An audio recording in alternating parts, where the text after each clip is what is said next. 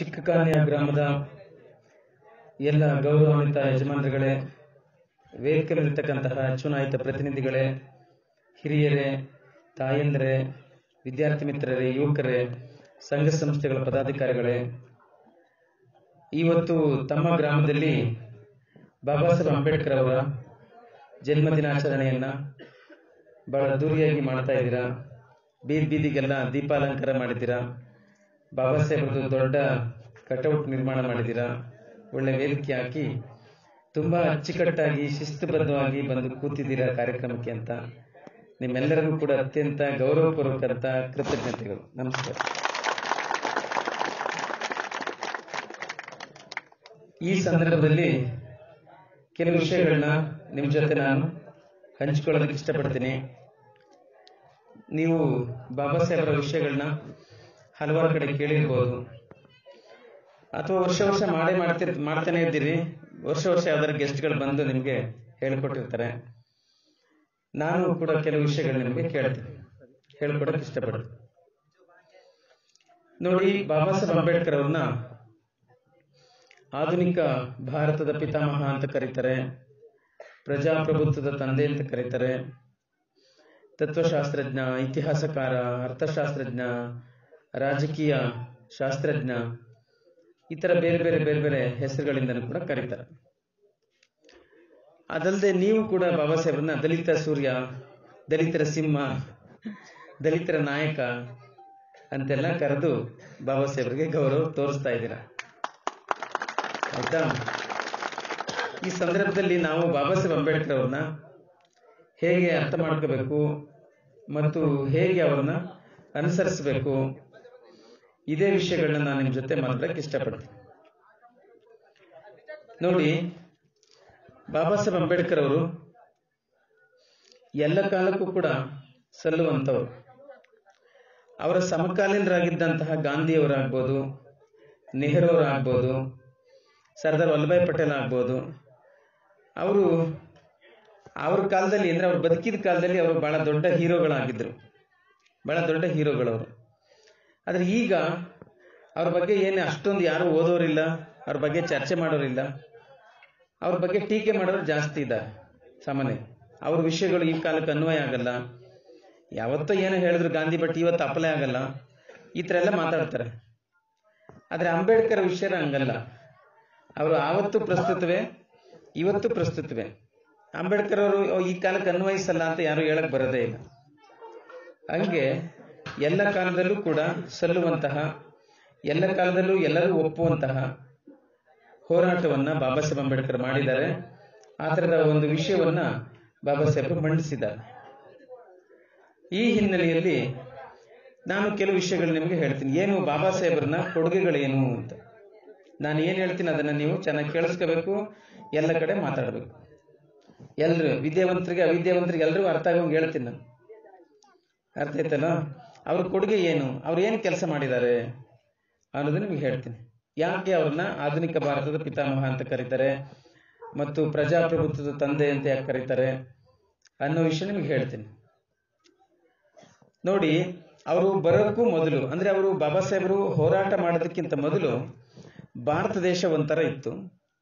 ಅವರು ಹೋರಾಟ ಮಾಡಿದ ಮೇಲೆ ಒಂಥರ ಬದಲಾಯಿತು. ಹೆಂಗೆ? ಬಾಬಾ ಸಾಹೇಬ್ ಅಂಬೇಡ್ಕರ್ ಅವರು ಹುಟ್ಟೋದಕ್ಕೆ ಮೊದಲು ಭಾರತದಲ್ಲಿ ಈ ಮತದಾನ ಮಾಡುವಂತ ಹಕ್ಕು ಇರಲಿಲ್ಲ, ವೋಟ್ ಮಾಡುವಂತ ಹಕ್ಕು ಇರಲಿಲ್ಲ. ರಾಜರು ಅವ್ರ ವಂಶ ಪಾರಂಪರೆಯಾಗಿ ಬರ್ತಾ ಇದ್ರು. ವಂಶ ಪಾರಂಪರೆಯಾಗಿ ಅಪ್ಪ ರಾಜನಾದ್ರೆ ಮಗನು ರಾಜ, ಅವನ ಮಗ ರಾಜ, ಒಟ್ಟಿನಲ್ಲಿ ಒಂದೇ ಮನೆಯವರು, ಇನ್ಯಾರು ಕಾಂಪಿಟೇಷನ್ ಮಾಡೋಂಗಿರಲಿಲ್ಲ. ಆ ಥರ ಇತ್ತು. ಆದ್ರೆ ಬಾಬಾ ಸಾಹೇಬ್ ಅಂಬೇಡ್ಕರ್ ಅವ್ರು ಏನ್ ಮಾಡಿದ್ರು ಅಂದ್ರೆ, ಇಂಥ ಸಿಸ್ಟಮ್ ಏನಾದ್ರು ಇದ್ರೆ ಈ ದೇಶಕ್ಕೆ ಬದಲಾವಣೆ ಇಲ್ಲವೇ ಇಲ್ಲ, ಬೇರೆಯವರು ರಾಜರಾಗ ಆಗೋದೇ ಇಲ್ಲ ಅಂತೇಳಿ ಬಾಬಾ ಸಾಹೇಬ್ರು ಏನ್ ಮಾಡಿದ್ರು, ಆ ಸಿಸ್ಟಮ್ನೇ ಬದಲಾಯಿಸಿ ಮತದಾನ ಅಂತಕ್ಕಂಥ ಒಂದು ಪದ್ಧತಿನ ತಗೊಬಂದ್ರು, ವೋಟಿಂಗ್ ಸಿಸ್ಟಮ್ ತಗೊಬಂದ್ರು. ಈ ವೋಟಿಂಗ್ ಸಿಸ್ಟಮ್ ಹೆಂಗೆ ನೋಡಿ, ನಿಮ್ಗೊಂದು ಉದಾಹರಣೆ ಹೇಳ್ತೀನಿ. ಇದು ಎಷ್ಟೊಂದು ಪವರ್ಫುಲ್ ಅಥವಾ ಎಷ್ಟೊಂದು ಬದಲಾವಣೆ ಮಾಡ್ತದೆ ದೇಶದಲ್ಲಿ ಅನ್ನೋದಕ್ಕೊಂದು ಉದಾಹರಣೆ ಹೇಳ್ತೀನಿ ನಿಮ್ಗೆ. ಈಗ ನೋಡಿ, ನಮ್ಮ ದೇಶದಲ್ಲಿ ಅತ್ಯಂತ ದೊಡ್ಡ ಒಬ್ಬ ಶ್ರೀಮಂತ ಇದ್ದಾನೆ, ಅಂಬಾನಿ ಸಹೋದರರು ಅಂತ ಕೇಳಿದಿರಾ? ಅನಿಲ್ ಅಂಬಾನಿ, ಮುಖೇಶ್ ಅಂಬಾನಿ ಅಂತ ಕೇಳಿದಿರಾ? ಅವರು ಬಹಳ ದೊಡ್ಡ ಶ್ರೀಮಂತರು. ಅವ್ರ ಹತ್ರ ಎಷ್ಟು ದುಡ್ಡಿದೆ ಅಂದ್ರೆ ಕರ್ನಾಟಕ ಸರ್ಕಾರ 5 ವರ್ಷ ಎಷ್ಟು ದುಡ್ಡನ್ನ ಖರ್ಚು ಮಾಡ್ತದೋ ಅಷ್ಟು ಅವ್ರ ಒಂದೇ ಮನೆಯಲ್ಲಿದೆ. 5 ಲಕ್ಷ ಕೋಟಿಗೆ ಒಡೆಯರವರು, ಅಷ್ಟು ಶ್ರೀಮಂತರು. ಅವರಷ್ಟು ಶ್ರೀಮಂತರು ಆದ್ರೆ ಎಷ್ಟು ಓಟ್ ಹಾಕ್ತಾರೆ ಚುನಾವಣೆಯಲ್ಲಿ? ಎಷ್ಟು ಓಟ್ ಹಾಕ್ತಾರೆ? ಒಂದೇ. ಅವರು ನೀವು ತುಂಬಾ ದುಡ್ಡು ಮಡಗಿದ್ದೀರಾ ಅಂದ್ಬಿಟ್ಟು 100 ಓಟ್ ಕೊಟ್ಟಿದ್ದಾರೆ ಅವ್ರಿಗೆ ಸರ್ಕಾರದವರು? ಇಲ್ಲ. ಈಗ ನಿಮ್ ಜೇಬಲ್ಲಿ, ನಿಮ್ ಪರ್ಸಲ್ಲಿ ಈಗ 50 ರೂಪಾಯಿ ಇದೆ, 100 ರೂಪಾಯಿ ಇದೆ, ಗೊತ್ತಿಲ್ಲ. ನೀವೆಷ್ಟು ಓಟ್ ಹಾಕ್ತೀರಾ? ಒಂದೇ. ನೋಡಿ, ಅವನು ಅಷ್ಟು ದೊಡ್ಡ ಶ್ರೀಮಂತ ಆದ್ರೆ ಅವನಿಗೂ ಒಂದೇ ಓಟು. ನಾವೆಲ್ಲ ಸಾಮಾನ್ಯರು, ಬಡವರು, ನಮಗೂ ಒಂದೇ ಓಟು. ಆಮೇಲೆ ನಮ್ಮ ಶ್ರೀಮಂತ ಓಟು ಒಂದೇ ಸರಿ ಕೌಂಟ್ ಮಾಡ್ಬಿಡ್ತಾರೆ, ನಮ್ಮ ಬಡವ್ರ ಓಟ್ನು ಒಂದೇ ಸರಿ ಕೌಂಟ್ ಮಾಡ್ಬಿಡ್ತಾರೆ. ಅಂದ್ರೆ ಈ ಮತದಾನ ಅನ್ನೋ ಪದ್ಧತಿ ಏನ್ ಮಾಡ್ತು ಅಂತಂದ್ರೆ ಭಾರತದಲ್ಲಿ ಎಲ್ರೂ ಸಮ ಅಂತ ಮಾಡ್ಬಿಡ್ತು. ಎಲ್ರೂ ಸಮ. ನೀನ್ ಶ್ರೀಮಂತ ಆದ್ರೆ ನಿನ್ ಮನೆಗೆ, ನೀನ್ ಬಡವನಾದ್ರೆ ನಿನ್ ಮನೆಗೆ, ನೀನು ಬೇರೆ ಜಾತಿಯೋ ಇನ್ನೊಂದು ಅದು ನಿಮ್ ಮನೆಗಳಿಗೆ. ಆದ್ರೆ ಕಾನೂನಿನ ದೃಷ್ಟಿಯಲ್ಲಿ ಮಾತ್ರ ಎಲ್ರೂ ಒಂದೇ. ಒಬ್ಬರಿಗೆ ಒಂದೇ ಓಟು, ಒಂದು ಓಟ್ಗೆ ಒಂದೇ ಮೌಲ್ಯ. ಇದೊಂದು ದೊಡ್ಡ ಪವಾಡ, ಇದೊಂದು ದೊಡ್ಡ ಮಿರಾಕಲ್. ಇದು ಇಡೀ ದೇಶದಲ್ಲಿ ಎಲ್ಲರನ್ನು ಒಂದೇ ಸಾಲಲ್ಲಿ ತಂದು ನಿಲ್ಲಿಸಿದ್ರು ಅಂಬೇಡ್ಕರ್ ಅವರು. ಎಲ್ರೂ ಒಂದೇ ಆಯ್ತಲ್ಲ. ಆ ಮೂಲಕ ದೇಶವನ್ನು ಬದಲಾಯಿಸಿದ್ರು. ನೋಡಿ, ಈಗ ಮತದಾನ ಬಂದ ಮೇಲೆ ಏನಾಯ್ತು ಅಂತ ಅಂದ್ರೆ ನಮ್ಮನ್ನು ಆಳುವಂತ ರಾಜರು ತಾಯಿ ರಾಣಿ ಹೊಟ್ಟೆಯಿಂದ ಹುಟ್ಟು ಬರಲ್ಲ ಇವಾಗ ಅಲ್ವಾ. ನಾವು ಓಟ್ ಹಾಕುವಂತಹ ಮತಪೆಟ್ಟಿಗೆಯಿಂದ ಹುಟ್ಟು ಬರ್ತಾರೆ, ನಮ್ಮಿಂದ ಸೃಷ್ಟಿ ಆಗ್ತಾರೆ ಅಂತ. ಅಂದ್ರೆ ರಾಜಕೀಯ ವ್ಯವಸ್ಥೆನೂ ಬದಲಾಯಿತು. ಭಾರತದಲ್ಲಿ ಎಲ್ಲರೂ ಒಂದೇ ಅಂತಕ್ಕಂಥ ಒಂದು ಸಿಸ್ಟಮ್ ಕೂಡ ಬಂತು ಅಂತ, ಮತದಾನ ಅನ್ನುವಂಥ ಪದ್ಧತಿಯಿಂದ ಅಂತ. ಬಾಬಾ ಸಾಹೇಬ್ರು ಹೆಂಗೆ ಬದಲಾಯಿಸಿದ್ರು ಲೋಕವನ್ನ, ದೇಶವನ್ನ, ಒಂದು ಉದಾಹರಣೆ ಹೇಳ್ತಾರೆ. ಅದಕ್ಕೆ ಅವ್ರನ್ನ ಆಧುನಿಕ ಭಾರತದ ಪಿತಾಮಹ ಅಂತ ಕರೀತಾರೆ. ಆಮೇಲೆ ಇನ್ನೂ ಬಹಳ ಮುಖ್ಯವಾದಂದ್ರೆ ಭಾರತದಲ್ಲಿ ಓದೋದಕ್ಕೆ ಬರೆಯೋದಕ್ಕೆ ಎಲ್ಲರಿಗೂ ಅವಕಾಶ ಇರಲಿಲ್ಲ ಹಿಂದೆ. ನಿಮಗೆ ಗೊತ್ತು, ಇವತ್ತು ಎಲ್ಲರ ಮಕ್ಕಳು ಶಾಲೆಗೆ ಹೋಗ್ತವೆ, ಆದ್ರೆ ಹಿಂದೆ ಹಂಗೆ ಹೋಗೋಕೆ ಆಗ್ತಾ ಇರಲಿಲ್ಲ. ಒಕ್ಕಲಿಗರ ಮಕ್ಕಳು, ಕುಂಬಾರರ ಮಕ್ಕಳು, ಕುರುಬರ ಮಕ್ಕಳು, ಗಾಣಿಗರ ಮಕ್ಕಳು, ಮಡವಾಳರ ಮಕ್ಕಳು, ದೇವಾಂಗ ಶೆಟ್ಟರ ಮಕ್ಕಳು, ದಲಿತರ ಮಕ್ಕಳು, ಇವ್ರಿಗೆಲ್ರಿಗೂ ಓದುವಂತ ಅವಕಾಶ. ಇವರೆಲ್ಲ 195 ಭಾಗ ಇದ್ದಾರೆ ಇವರು ದೇಶದಲ್ಲಿ, 195 ಭಾಗ ಇವರೇ ಇರೋದು. ಆದ್ರೆ ಇವ್ರಿಗೆ ಶಾಲೆಗೆ ಹೋಗುವಂತ ಅವಕಾಶ ಇರಲಿಲ್ಲ, ಓದಕ್ಕೆ ಬರೆಯಕ್ಕೆ ಅವಕಾಶ ಇರಲಿಲ್ಲ. ಆದ್ರೆ ಇವತ್ತು ಎಲ್ರಿಗೂ ಅವಕಾಶ ಸಿಕ್ಕಿದೆ. ಮತ್ತು ಉಚಿತ ಮತ್ತು ಕಡ್ಡಾಯ ಶಿಕ್ಷಣ ಅಂತಕ್ಕಂಥ ಕಾನೂನು ಬಂದಿದೆ, ಯಾರು ಬೇಕಾದ್ರೂ ಓದ್ಬೋದು ಇವತ್ತು. ಇಂಥ ಒಂದು ಬದಲಾವಣೆನ ತಂದು ಪ್ರತಿಯೊಬ್ಬರಿಗೂ ಕೂಡ ಓದುವಂತಹ, ಬರೆಯುವಂತಹ ಹಕ್ಕನ್ನ ತಂದುಕೊಟ್ಟವರು ಯಾರಂದ್ರೆ ಬಾಬಾ ಸಾಹೇಬ್ ಅಂಬೇಡ್ಕರ್ ಅವರು. ಆ ಮೂಲಕ ದೇಶನ ಬದಲಾಯಿಸ್ಬಿಟ್ರು. ದೇಶ ಯಾರೋ 1%, 2% ಓದ್ತಿದ್ರಲ್ಲ, ಹಂಗಾದ್ರೆ ದೇಶ ಎಲ್ಲಿ ಉದಾರ ಆಗುತ್ತೆ? ಹಂಗಾದ್ರೆ ಎಲ್ರೂ ಓದ್ಬೇಕಿಲ್ಲಿ ಅಂತ, ಎಲ್ರೂ ಓದ್ಬೇಕು, ಎಲ್ರ ಮನೇಲಿ ವಿದ್ಯಾವಂತರು ಇರಬೇಕು ಅಂತೇಳಿ ಆ ಥರ ಬಾಬಾ ಸಾಹೇಬ್ರು ಬದಲಾಯಿಸಿದ್ರು. ಅದಕ್ಕೆ ಅವ್ರನ್ನ ಆಧುನಿಕ ಭಾರತದ ಪಿತಾಮಹ ಅಂತ ಕರೀತಾರೆ. ಆಯ್ತಾ? ಇನ್ನೊಂದು ಹೇಳ್ತೀನಿ ನಿಮಗೆ, ಅದನ್ನ ನೆನ್ಪಿಟ್ಕೊಳ್ಳೋದಕ್ಕೆ ಅಂತ. ಭಾರತ ದೇಶದಲ್ಲಿ ಮಹಿಳೆಯರಿದ್ದಾರೆ. ಎಷ್ಟು ಜನ ಮಹಿಳೆಯರಿದ್ದಾರೆ ಅಂದ್ರೆ ಅರ್ಧಕ್ಕರ್ಧ ಮಹಿಳೆಯರಿದ್ದಾರೆ. ಅರ್ಧಕ್ಕರ್ಧ 130 ಕೋಟಿ ಜನ ಒಟ್ಟು ಜನ ಇದ್ದಾರೆ ಅಂದ್ರೆ 65 ಕೋಟಿ ಮಹಿಳೆಯರಿದ್ದಾರೆ. ಅರ್ಧಕ್ಕರ್ಧ 50% ಮಹಿಳೆಯರಿದ್ದಾರೆ. ಈ ಮಹಿಳೆಯರ ಸ್ಥಿತಿಗತಿಗಳು ಹೆಂಗಿತ್ತು? ಬಾಬಾ ಸಾಹೇಬ್ ಅಂಬೇಡ್ಕರ್ ಅವರು ಹುಟ್ಟೋದಕ್ಕೆ ಮೊದಲು ಅಥವಾ ಹೋರಾಟ ಮಾಡೋದಕ್ಕೆ ಮೊದಲು ಹೆಂಗಿತ್ತು ಅಂದ್ರೆ, ಮಹಿಳೆಯರಿಗೆ ಶಿಕ್ಷಣದ ಹಕ್ಕಿರ್ಲಿಲ್ಲ, ಆಸ್ತಿ ಹಕ್ಕಿರ್ಲಿಲ್ಲ, ಅವ್ರಿಗೆ ತಮ್ಮ ಗಂಡನನ್ನ ತಾವೇ ಆಯ್ಕೆ ಮಾಡಿಕೊಳ್ಳುವಂತ ಸ್ವಾತಂತ್ರ್ಯ ಇರಲಿಲ್ಲ. ಆಮೇಲೆ ಈ ಗಂಡ ಸರಿಯಿಲ್ಲ ಅಂದ್ರೆ ಅವನ ಬಿಟ್ಟು ಬಿಡುವಂತ ಸ್ವಾತಂತ್ರ್ಯ ಇರಲಿಲ್ಲ, ವಿಚ್ಛೇದನ ಕೊಡೋಂಗಿರ್ಲಿಲ್ಲ, ಪುನರ್ವಿವಾಹ ಆಗುವಂತ ಅವಕಾಶ ಇರಲಿಲ್ಲ, ಆಸ್ತಿ ಹಕ್ಕಿರ್ಲಿಲ್ಲ, ರಾಜಕೀಯಕ್ಕೆ ಬರೋಂಗಿರ್ಲಿಲ್ಲ.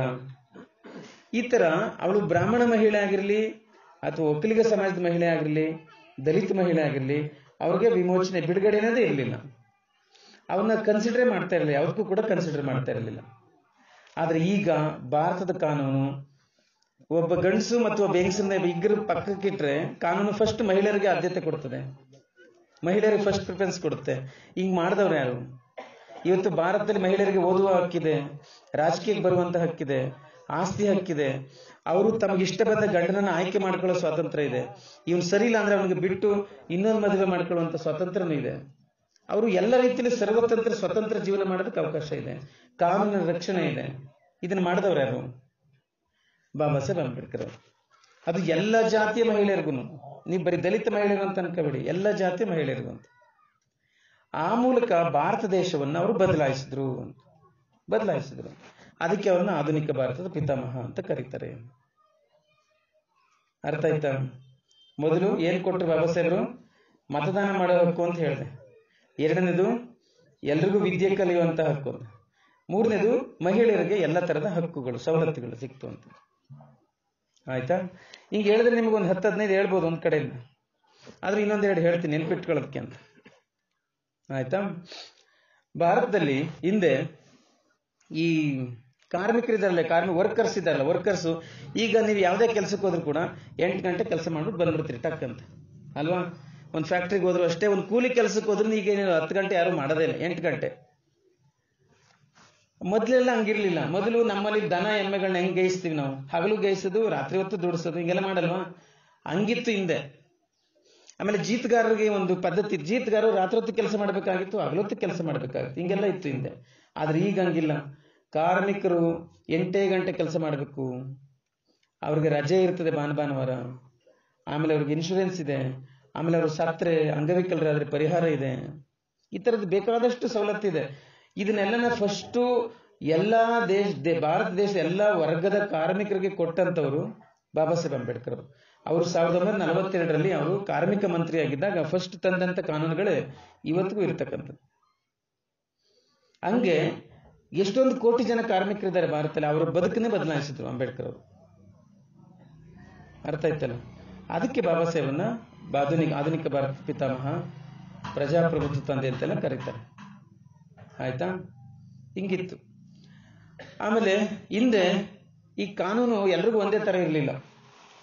ಒಂದೇ ತರ ಎಲ್ಲಿತ್ತು ಕಾನೂನು ಹಿಂದೆ? ಮೇಲ್ವರ್ಗದವ್ರಿಗೊಂದು ಕಾನೂನು, ದಲಿತರಿಗೊಂದು ಕಾನೂನು, ಮಹಿಳೆಯರಿಗೊಂದು ಕಾನೂನು, ಗಂಡಸರಿಗೊಂದು ಕಾನೂನು, ಆ ಥರ ಎಲ್ಲ ಇತ್ತು. ನೀವು ಮೇಲ್ವರ್ಗದವ್ರು ಎಂತ ದೊಡ್ಡ ತಪ್ಪು ಮಾಡಿದ್ರೆ ಎಸ್ಕೇಪ್ ಆಗಿಬಿಡ್ಬೋದಾಗಿತ್ತು, ತಪ್ಪಿಸ್ಕೋಬೋದಾಗಿತ್ತು. ಆದ್ರೆ ಕೆಳವರ್ಗದವ್ರು ಸಣ್ಣ ತಪ್ಪು ಮಾಡಿದ್ರೆ ತಗೊಂಡೋಗಿ ಕಂಬ ಕಟ್ಟಾಕ್ಬಿಟ್ಟು ಹೊಡಿತಾ ಇದ್ರು, ನೇಣಿಗೆ ಹಾಕ್ಬಿಡ್ತಾ ಇದ್ರು, ಹಂಗೆಲ್ಲ ಇತ್ತು ಹಿಂದೆ. ಆದ್ರೆ ಈಗ ಹಂಗಿದ್ಯಾ? ಈಗ ಎಲ್ಲರಿಗೂ ಒಂದೇ ಕಾನೂನಿದೆ, ರೂಲ್ ಆಫ್ ಲಾ. ಎಲ್ರಿಗೂ ಒಂದೇ ಕಾನೂನು ಅಪ್ಲೈ ಆಗುತ್ತೆ. ಅಂದ್ರೆ ಕಾನೂನು ಸಿಸ್ಟಮ್ ಮೂಲಕ ಎಲ್ರಿಗೂ ಒಂದೇ ಕಾನೂನು ಇರುವಂತ ಒಂದು ವ್ಯವಸ್ಥೆನ ಬಾಬಾ ಸಾಹೇಬ್ ಅಂಬೇಡ್ಕರ್ ತಗೊಬಂದ್ರು. ಆ ತರದ ಒಂದು ಕಾನೂನನ್ನು ರೂಪಿಸಿದ್ರು ಅವರು. ಈಗ ನೀವು ಪೊಲೀಸ್ ಸ್ಟೇಷನ್ ಅಲ್ಲಿ ಕೇಸ್ ಆಗುವಾಗ ಜಾತಿ ಅದರ ನೋಡ್ಕೊಂಡು ಮಾಡಲ್ಲ, ಅವ್ರು ಎಲ್ರಿಗೂ ಒಂದೇ. ಇವನೇನು ತಪ್ಪು ಮಾಡೋಣ ಅದರ ಪ್ರಕಾರ ಒಂದು ಶಿಕ್ಷೆನ ಕೊಡ್ತಾರೆ. ಹೀಗಿದೆ. ಹಿಂಗೆ ಇಡೀ ದೇಶವನ್ನ ಬಾಬಾ ಸಾಹೇಬ್ ಅಂಬೇಡ್ಕರ್ ಅವರು ಒಂದು ರೀತಿಯಲ್ಲಿ ಎಲ್ಲರಿಗೂ ಒಂದು ಸಮಾನತೆ ಸಿಗಬೇಕು, ಎಲ್ರಿಗೂ ನ್ಯಾಯ ಸಿಗಬೇಕು, ಎಲ್ರಿಗೂ ಸ್ವಾತಂತ್ರ್ಯ ಸಿಗಬೇಕು, ಎಲ್ರಿಗೂ ಅವರವರ ಸಂಖ್ಯೆಗೆ ಅನುಗುಣವಾಗಿ ಹಕ್ಕು ಅಧಿಕಾರಗಳು ಸಿಗಬೇಕು, ಈ ತರ ಮಾಡಿದ್ರು ಅವರು. ಒಂದು ಪ್ರಜಾಪ್ರಭುತ್ವನ ತಗೊಬಂದ್ರು. ಪ್ರಜಾಪ್ರಭುತ್ವ ಅಂದ್ರೆ ಈಕ್ವಲ್ ಪಾರ್ಟಿಸಿಪೇಷನ್ ಅಂತ, ಎಲ್ಲರೂ ಭಾಗವಹಿಸಬೇಕು ಆಡಳಿತದಲ್ಲಿ ಅಂತ. 4 ಮನೆಯವರು ಇರೋ ಯಾವುದೋ ಒಂದು ಜಾತಿ ಇರುತ್ತೆ, ಅವ್ರಿಗೂ ಅವಕಾಶ ಇರಬೇಕು. 400 ಮನೆ ಇರೋ ಯಾವುದೊಂದು ದೊಡ್ಡ ಜಾತಿ ಇರುತ್ತೆ, ಅವ್ರಿಗೂ ಅವಕಾಶ ಇರಬೇಕು ಅಂತ. ಈಕ್ವಲ್ ಪಾರ್ಟಿಸಿಪೇಷನ್ ಅಂದ್ರೆ ಸಮಾನವಾಗಿ ಭಾಗವಹಿಸಬೇಕು ಅಂತ ಎಲ್ಲರನ್ನು ಕೂಡ. ಆ ತರದ ಒಂದು ಅವಕಾಶನ ಬಾಬಾ ಸಾಹೇಬ್ರು ತಗೊಬಂದ್ರು. ಡೆಮಾಕ್ರಸಿ, ಪ್ರಜಾಪ್ರಭುತ್ವ.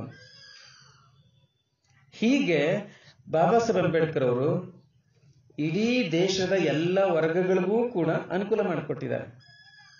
ಎಲ್ಲ ವರ್ಗಗಳಿಗೂ ಕೂಡ ಬಾಬಾ ಸಾಹೇಬ್ರು ಒಂದು ರೀತಿ ಜೀವನನ ಸುಂದರಗೊಳಿಸೋದಕ್ಕೆ, ಬದುಕನ್ನ ಸರಳಗೊಳಿಸೋದಕ್ಕೆ ದಾರಿ ಮಾಡಿಕೊಟ್ಟಿದ್ದಾರೆ. ಸುಂದರವಾಗಿ ಬದುಕೋದಕ್ಕೆ ಮತ್ತು ಬಹಳ ಕಾನೂನಿನ ಭದ್ರತೆಯಲ್ಲಿ ಸಮಾಧಾನವಾಗಿ, ಸಮೃದ್ಧಿಯಾಗಿ, ಸುಖವಾಗಿ ಬದುಕೋದಕ್ಕೆ ಎಲ್ಲಾನು ಅನುಕೂಲ ಮಾಡಿಕೊಟ್ಟಿದ್ದಾರೆ ಬಾಬಾ ಸಾಹೇಬ್ರು. ಆದ್ರೆ ನಾವೆಲ್ಲ ಏನಂತೀವಿ ಅಂಬೇಡ್ಕರ್ ಅವ್ರನ್ನ? ದಲಿತ ಸೂರ್ಯ, ದಲಿತ ನಾಯಕ. ನೋಡಿ, ದಲಿತ ಸೂರ್ಯ, ದಲಿತ ನಾಯಕ ಅಂತ ನೀವು ಕರೆದ್ರೆ ಬೇರೆಯವ್ರು ಏನಂದ್ಕೊಂಡವ್ರು? ಓ ಇದು ಅದೇ ಅವ್ರ ಜಾತಿಯವ್ರಿಗೇನೋ ಮಾಡ್ಕೊಟ್ಟವ್ರೆ, ಅದಕ್ಕಿಂಗ್ ಕರ್ಕತ್ತಾರಂತ ಅಲ್ವಾ? ಹಂಗಂದಲ್ವಾ?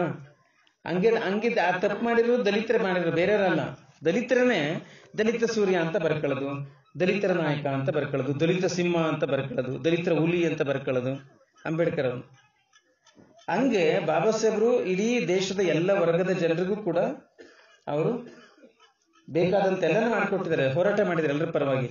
ಆದ್ರೆ ದಲಿತರು ಏನ್ ಮಾಡಿದ್ದಾರೆ? ಅವ್ರನ್ನ ದಲಿತ ದಲಿತ ದಲಿತ ಅಂತ ಅಂಟಿಸಿ ಅವ್ರ ಕೇರಿ ಒಳಗಡೆ ಇರಿಸ್ಕೊಬಿಟ್ಟಿದ್ದಾರೆ. ಇದರಿಂದ ಬೇರೆ ವರ್ಗದವ್ರಿಗೆ ಅಂಬೇಡ್ಕರ್ ಬಗ್ಗೆ ಅಷ್ಟೊಂದು ಒಲವಿಲ್ಲ, ಆಸಕ್ತಿನೇ ಇಲ್ಲ ಅನ್ನೋಂಗಾಗಿದೆ. ಅವ್ರ ತಾನೇ ಅವ್ರೇನೋ ಮಾಡ್ಕೋತಾರೆ ಅನ್ನೋಂಗಾಗಿದೆ, ಆ ತರ ಆಗಿದೆ. ಹಂಗಾಗಿ ಈಗ ಅದು ಬದಲಾಗಬೇಕು ಅನ್ನೋದಾದ್ರೆ ನಾವು ಬಾಬಾ ಸಾಹೇಬ್ ಅಂಬೇಡ್ಕರ್ ಅವರು ಏನ್ ಕಾಂಟ್ರಿಬ್ಯೂಟ್ ಮಾಡಿದ್ದಾರೆ, ಏನ್ ಕೊಡುಗೆ ಕೊಟ್ಟಿದ್ದಾರೆ ಅಂತ ಎಲ್ಲರಿಗೂ ಹೇಳ್ಕೊಡ್ಬೇಕು, ಬಹಳ ಮುಖ್ಯವಾಗಿ. ಅದೆಲ್ಲಕ್ಕಿಂತ ಹೆಚ್ಚಾಗಿ ನಿಮ್ಗೆ ಇನ್ನೊಂದು ಇಂಪಾರ್ಟೆಂಟ್ ವಿಷಯ ಹೇಳಕ್ಕೆ ಇಷ್ಟಪಡ್ತೀನಿ. ಅದೇನಂತಂದ್ರೆ, ಈಗ ಬಾಬಾ ಸಾಹೇಬ್ ಅಂಬೇಡ್ಕರ್ ಅವ್ರನ್ನ ನಾವು ಆಚರಣೆ ಮಾಡ್ತೀವಿ. ಆಚರಣೆ ಮಾಡೋದಂದ್ರೆ ನೋಡಿ, ಈ ತರ ದೊಡ್ಡ ಕಟೌಟ್ ಹಾಕ್ತಿವಿ, ದೀಪ ಹಚ್ತೀವಿ, ಹೂನಾರ ಹಾಕ್ತಿವಿ, ಧಾಮ್ ಧೂಮ್ ಅಂತ ಪ್ರೋಗ್ರಾಮ್ ಮಾಡ್ತೀವಿ, ಎಲ್ಲ ಮಾಡ್ತೀವಿ.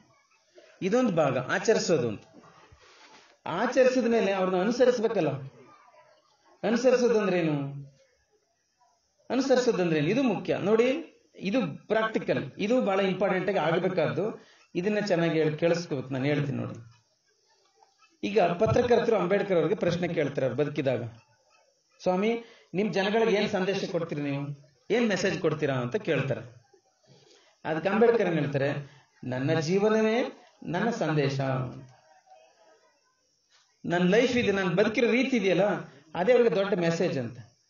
ನಾನು ಹೆಂಗ್ ಬದುಕಿದ್ದೀನೋ ಹಂಗ್ ಬದುಕಲಿ ಸಾಕವರು ಅಂತ ಹೇಳಿದ್ರು ಬಾಬಾ ಸಾಹೇಬ್.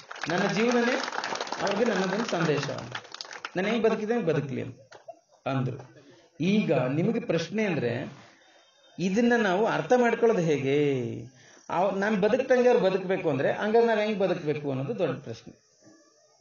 ಅದಕ್ಕೋಸ್ಕರ ಇದನ್ನ ಹೇಳ್ತೀನಿ, ಚೆನ್ನಾಗಿ ಕೇಳಿಸ್ಕೋಬೇಕು ನೋಡಿ. ಈಗ ಬಾಬಾ ಸಾಹೇಬ್ರು ಹೆಂಗ್ ಬದುಕಿದ್ರು, ನನ್ನ ಜೀವನ ನನ್ನ ಸಂದೇಶ ಅಂದ್ಮೇಲೆ ಅವ್ರ ಜೀವನ ಹೆಂಗಿತ್ತು ಅಂತ ಒಂದೆರಡು ಮಾತು ಹೇಳ್ತೀನಿ, ಕೇಳಿಸ್ಕೊ. ಈಗ ಬಾಬಾ ಸಾಹೇಬ್ರು ನಮಗೆ, ನೀವು ಏನ್ ಮಾಡ್ಬೇಕು ಅನ್ನುವಾಗ, ನೀವು ದೇಶ ಆಳ್ಬೇಕು ಅಂತ ಹೇಳ್ತಾರೆ ಅವರು. ನೀವು ದೇಶ ಆಳ್ಬೇಕು, ಸ್ವತಂತ್ರ ಭಾರತದಲ್ಲಿ ನೀವು ಆಳುವ ವರ್ಗ ಆಗ್ಬೇಕು, ನೀವು ಬೇರೆಯವ್ರ ಕೈಲಿ ಆಳಿಸ್ಕೋಬಾರ್ದು, ನೀವೇ ಆಳುವ ವರ್ಗ ಆಗ್ಬೇಕು, ನೀವು ರೂಲಿಂಗ್ ಕ್ಲಾಸ್ ಆಗ್ಬೇಕು ಅಂತ ಬಾಬಾ ಸಾಹೇಬ್ರು ಹೇಳ್ತಾರೆ. ಅದಕ್ಕೂ ಬಾಬಾ ಸಾಹೇಬ್ ನನ್ನ ಜೀವನ ನನ್ನ ಸಂದೇಶ ಅನ್ನೋದಕ್ಕೂ ಒಂದು ಹೋಲಿಕೆನೆ ಕೊಡ್ತೀನಿ, ನೀವು ಲಿಂಕ್ ಮಾಡ್ಕೋಬೇಕು. ಗಮನಿಸಿ, ನನ್ನ ಜೀವನವೇ ನನ್ನ ಸಂದೇಶ ಅಂದ್ರೆ ಬಾಬಾ ಸಾಹೇಬ್ರು. ಹಂಗಾಗಿ ನಾವ್ ಹೆಂಗೆ ಅವ್ರ ಜೀವನನ ತಗೋಬೇಕು ಅಂತ ನೋಡಿ. ಈಗ ಬಾಬಾ ಸಾಹೇಬ್ ಅಂಬೇಡ್ಕರ್ ಅವರು ಫಾರಿನಲ್ಲಿ ಓದುವಾಗ, ಅಮೆರಿಕದಲ್ಲಿ ಮತ್ತೆ ಲಂಡನ್ ನಲ್ಲಿ ಓದುವಾಗ, ಅಲ್ಲಿ ತುಂಬಾ ಶೀತ ಇರ್ತದೆ. ಅಲ್ಲಿ ಅಮೆರಿಕದಲ್ಲಿ, ಲಂಡನ್ ಎಷ್ಟು ಶೀತ ಇರ್ತದೆ ಅಂದ್ರೆ ನೀವು ಊಹೆ ಮಾಡ್ಕೊಳ್ಳಕ್ಕೆ ಸಾಧ್ಯವೇ ಇಲ್ಲ. -30 ಡಿಗ್ರಿ, -40 ಡಿಗ್ರಿ ಅಷ್ಟು ಶೀತ ಇರ್ತದೆ ಒಂದೊಂದು ಸಂದರ್ಭದಲ್ಲಿ, ಅಷ್ಟು ಶೀತ ಇರ್ತದೆ, ಕೋಲ್ಡ್. ನಿಮಗೆ -1 ಡಿಗ್ರಿ ಬಂದ್ರೆ ನಲ್ಲಿ ನೀರು ಬ್ಲಾಕ್ ಆಗ್ಬಿಡ್ತದೆ. ನಲ್ಲಿ ನೀರು ಬರ್ತದಲ್ಲ, ಅದ್ಯಾಕೆಂದ್ರೆ ನಲ್ಲಿ ಟೆಂಪರೇಚರ್ ಇರುತ್ತೆ ಬರ್ತದೆ, ನಮ್ಮಲ್ಲೆಲ್ಲ ಬಿಸಿ ಇರ್ತದೆ ಅದು. ಬಟ್ ನೀವು ಮೇಲಕ್ಕೆ ಹೋಗ್ತಾ ಈಗ ನಾನು ಡೆಲ್ಲಿಲಿ ಇರುವಾಗಲೂ ಕೂಡ, ಡೆಲ್ಲಿಲಿ ಡಿಸೆಂಬರ್ ತಿಂಗಳಲ್ಲಿ ನೀರು ನೀವು ತಣ್ಣೀರು ಮುಟ್ಟಕ್ಕೆ ಆಗಲ್ಲ, ಅಷ್ಟು ಕೋಲ್ಡ್ ಆಗ್ಬಿಡ್ತದೆ. ನೀವು ಇನ್ನೂ ಮೇಲಕ್ಕೆ ಹೋಗ್ತಾ ಹೋಗ್ತಾ ಹೋಗ್ತಾ ಹೋಗ್ತಾ ನಲ್ಲಿ ನೀರೆಲ್ಲ ಬ್ಲಾಕ್, ಎಲ್ಲಿ ಐಸ್ ಆಗ್ಬಿಡ್ತದೆ ಅದು, ಅಷ್ಟು ಶೀತ ಇರ್ತದೆ ಅಮೆರಿಕ, ಇಂಗ್ಲೆಂಡ್. ಅಲ್ಲಿ ಓದುವಾಗ ಬಾಬಾ ಸಾಹೇಬ್ರಿಗೆ ಅವ್ರಿಗೆ ಡಾಕ್ಟರ್ಗಳೆಲ್ಲ ಕೆಲವು ಸಜೆಸ್ಟ್ ಮಾಡಿ, ಸ್ವಲ್ಪ ಶೀತ ಆಗ್ಬಿಡ್ತದೆ, ಕೋಲ್ಡ್ ಆಗ್ಬಿಡ್ತದೆ. ಅಲ್ಲಿ ಶೀತ ಇರೋದ್ರಿಂದ ಜನ ಏನ್ ಮಾಡ್ತಾರೆ, ವೈನ್ ತಗೋತಾರಲ್ಲಿ. ವೈನ್ ಅಂದ್ರೆ ಸರಪ್, ಹೆಂಡ ಅಂತಿರಲ್ಲ, ಅವರು ಅಲ್ಲಿ ವೈನ್ ಅಂತ ಕರೀತಾರೆ. ನಾನು ನಿಮ್ಗೆ ಲೋಕಲ್ ಭಾಷೆಯಲ್ಲಿ ಹೇಳ್ತಾ ಇದ್ದೀನಿ, ವೈನ್ ತಗೋತಾರೆ. ಅಂದ್ರೆ ಆ ಕ್ಲೈಮೇಟ್ಗೆ ಅದು ಬೇಕು ಅಂತ. ಆದ್ರೆ ಅಂಬೇಡ್ಕರ್ ಅವರು ಎಷ್ಟು ಕಠೋರವಾದಂತ ಶುದ್ಧ ವ್ಯಕ್ತಿತ್ವ ಅಂದ್ರೆ, ಅಷ್ಟು ಶೀತ ಇದ್ದಾಗಲೂ ಸಹಿತವಾಗಿ ತಗೊಳ್ಳಲ್ಲ, ವೈನ್ ತಗೊಳ್ಳಲ್ಲ, ಡ್ರಿಂಕ್ಸ್ ಮಾಡಲ್ಲ ಅಲ್ವಾ. ಅಂದ್ರೆ ಅವ್ರ ಶೀಲ ಇದೆಯಲ್ಲ, ಶೀಲ ಅಂದ್ರೆ ಸ್ವಭಾವ, ಅಂದ್ರೆ ಗುಣ ಅಥವಾ ಅವರ ನಡತೆ ಎಷ್ಟು ಶುದ್ಧ ಅಂತಂದ್ರೆ, ನಿಮ್ಗೆ ಅಮೆರಿಕದಲ್ಲಿದ್ದಾಗ, ಲಂಡನ್ ನಲ್ಲಿ ಇದ್ದಾಗ ಅವ್ರಿಗೆ ಆರೋಗ್ಯ ಹಾಳಾಗಿತ್ತು, ನಿಮ್ಗೆ ಅಸ್ತಮ ಬಂದ್ಬಿಡ್ತದೆ, ಶೀತ ಆಗಿ ತಗೋಬಹುದು ನೀವು ಅಂತ ಡಾಕ್ಟರ್ ಹೇಳಿದ್ರು ಸಹಿತವಾಗಿ ತಗೊಳ್ಳೋದಿಲ್ಲ ಅವರು. ಅಂದ್ರೆ ನನ್ನ ನಡತೆನೆ ಅಷ್ಟು ಕ್ಲೀನಾಗಿ ಇಟ್ಕೋಬೇಕು, ನಾನು ಶುದ್ಧವಾಗಿ ಇಟ್ಕೋಬೇಕು ಅಂತ. ನನ್ನ ಜೀವನವೇ ನನ್ನ ಸಂದೇಶ ಅಂದ್ಮೇಲೆ ಈಗ ನಾವೇಂಗ್ ಬದುಕಬೇಕು,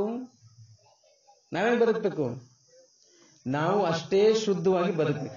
ನಾನು ಇದನ್ನ ಯಾಕೆ ಒತ್ತಿ ಹೇಳ್ತಾ ಇದ್ದೀನಿ ಅಂತ ಅಂದ್ರೆ, ನಮ್ಮ ಕಮ್ಯುನಿಟಿ ಇವತ್ತು ಹೊಸ ಜನರೇಷನ್ ಇದೆಯಲ್ಲ, ಹೊಸ ಪೀಳಿಗೆ ಇದೆಯಲ್ಲ, ಚಿಕ್ಕ ಮಕ್ಕಳಿಂದ ಹಿಡಿದು 21-25 ವರ್ಷದವರೆಗೆ ಒಬ್ಬರಾರು ಶುದ್ಧವಾಗಿರೋ ನೋಡಿದ್ವಿ ಎಲ್ಲ ಉಂಟಾ? ಕೆಟ್ಟೋಗ್ತಾ ಇದ್ದಾರೆ. ನಾವು ಇಷ್ಟು ದೊಡ್ಡ ಕಟೌಟ್ ಹಾಕಿ ಪೂಜೆ ಮಾಡೋದು, ಅವನ್ ಹೆಂಗ್ ಬದುಕ್ತಾನೆ, ಅಂಬೇಡ್ಕರ್ ಹಂಗ್ ಬದುಕ್ಬೇಕ್ತಾನೆ, ಅವ್ರ ಹೆಂಗ್ ಬದುಕ್ರೆ ಹಂಗ್ ಬದುಕ್ಬೇಕ್ತಾನೆ. ನಮ್ಮ ಅಪ್ಪ ಹೆಂಗ್ ಬದುಕದ್ ನಂಗೆ ಬದುಕ್ಬೇಕಲ್ವಾ?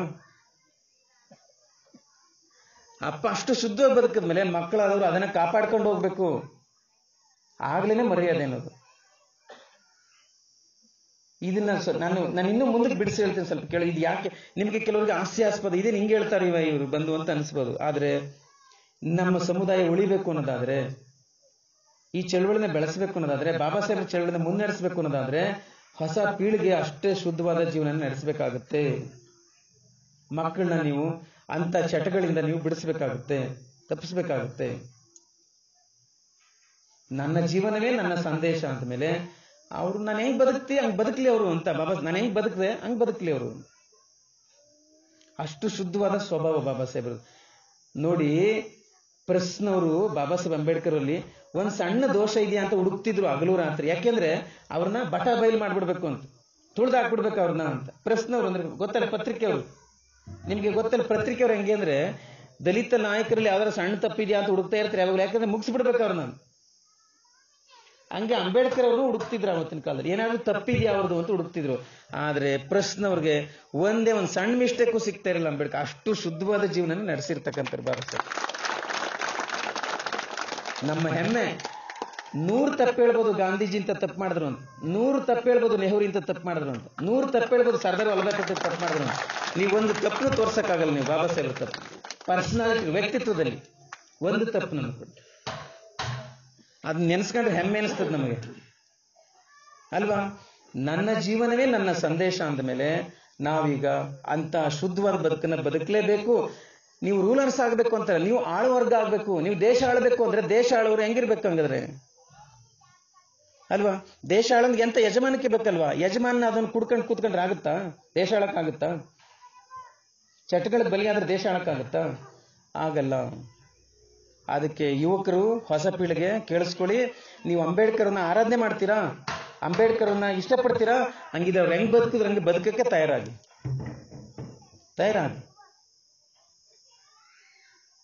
ಇದು ನಾವು ಮಾಡಬೇಕಾದಂತ ಮೊದಲನೇ ಕೆಲಸ.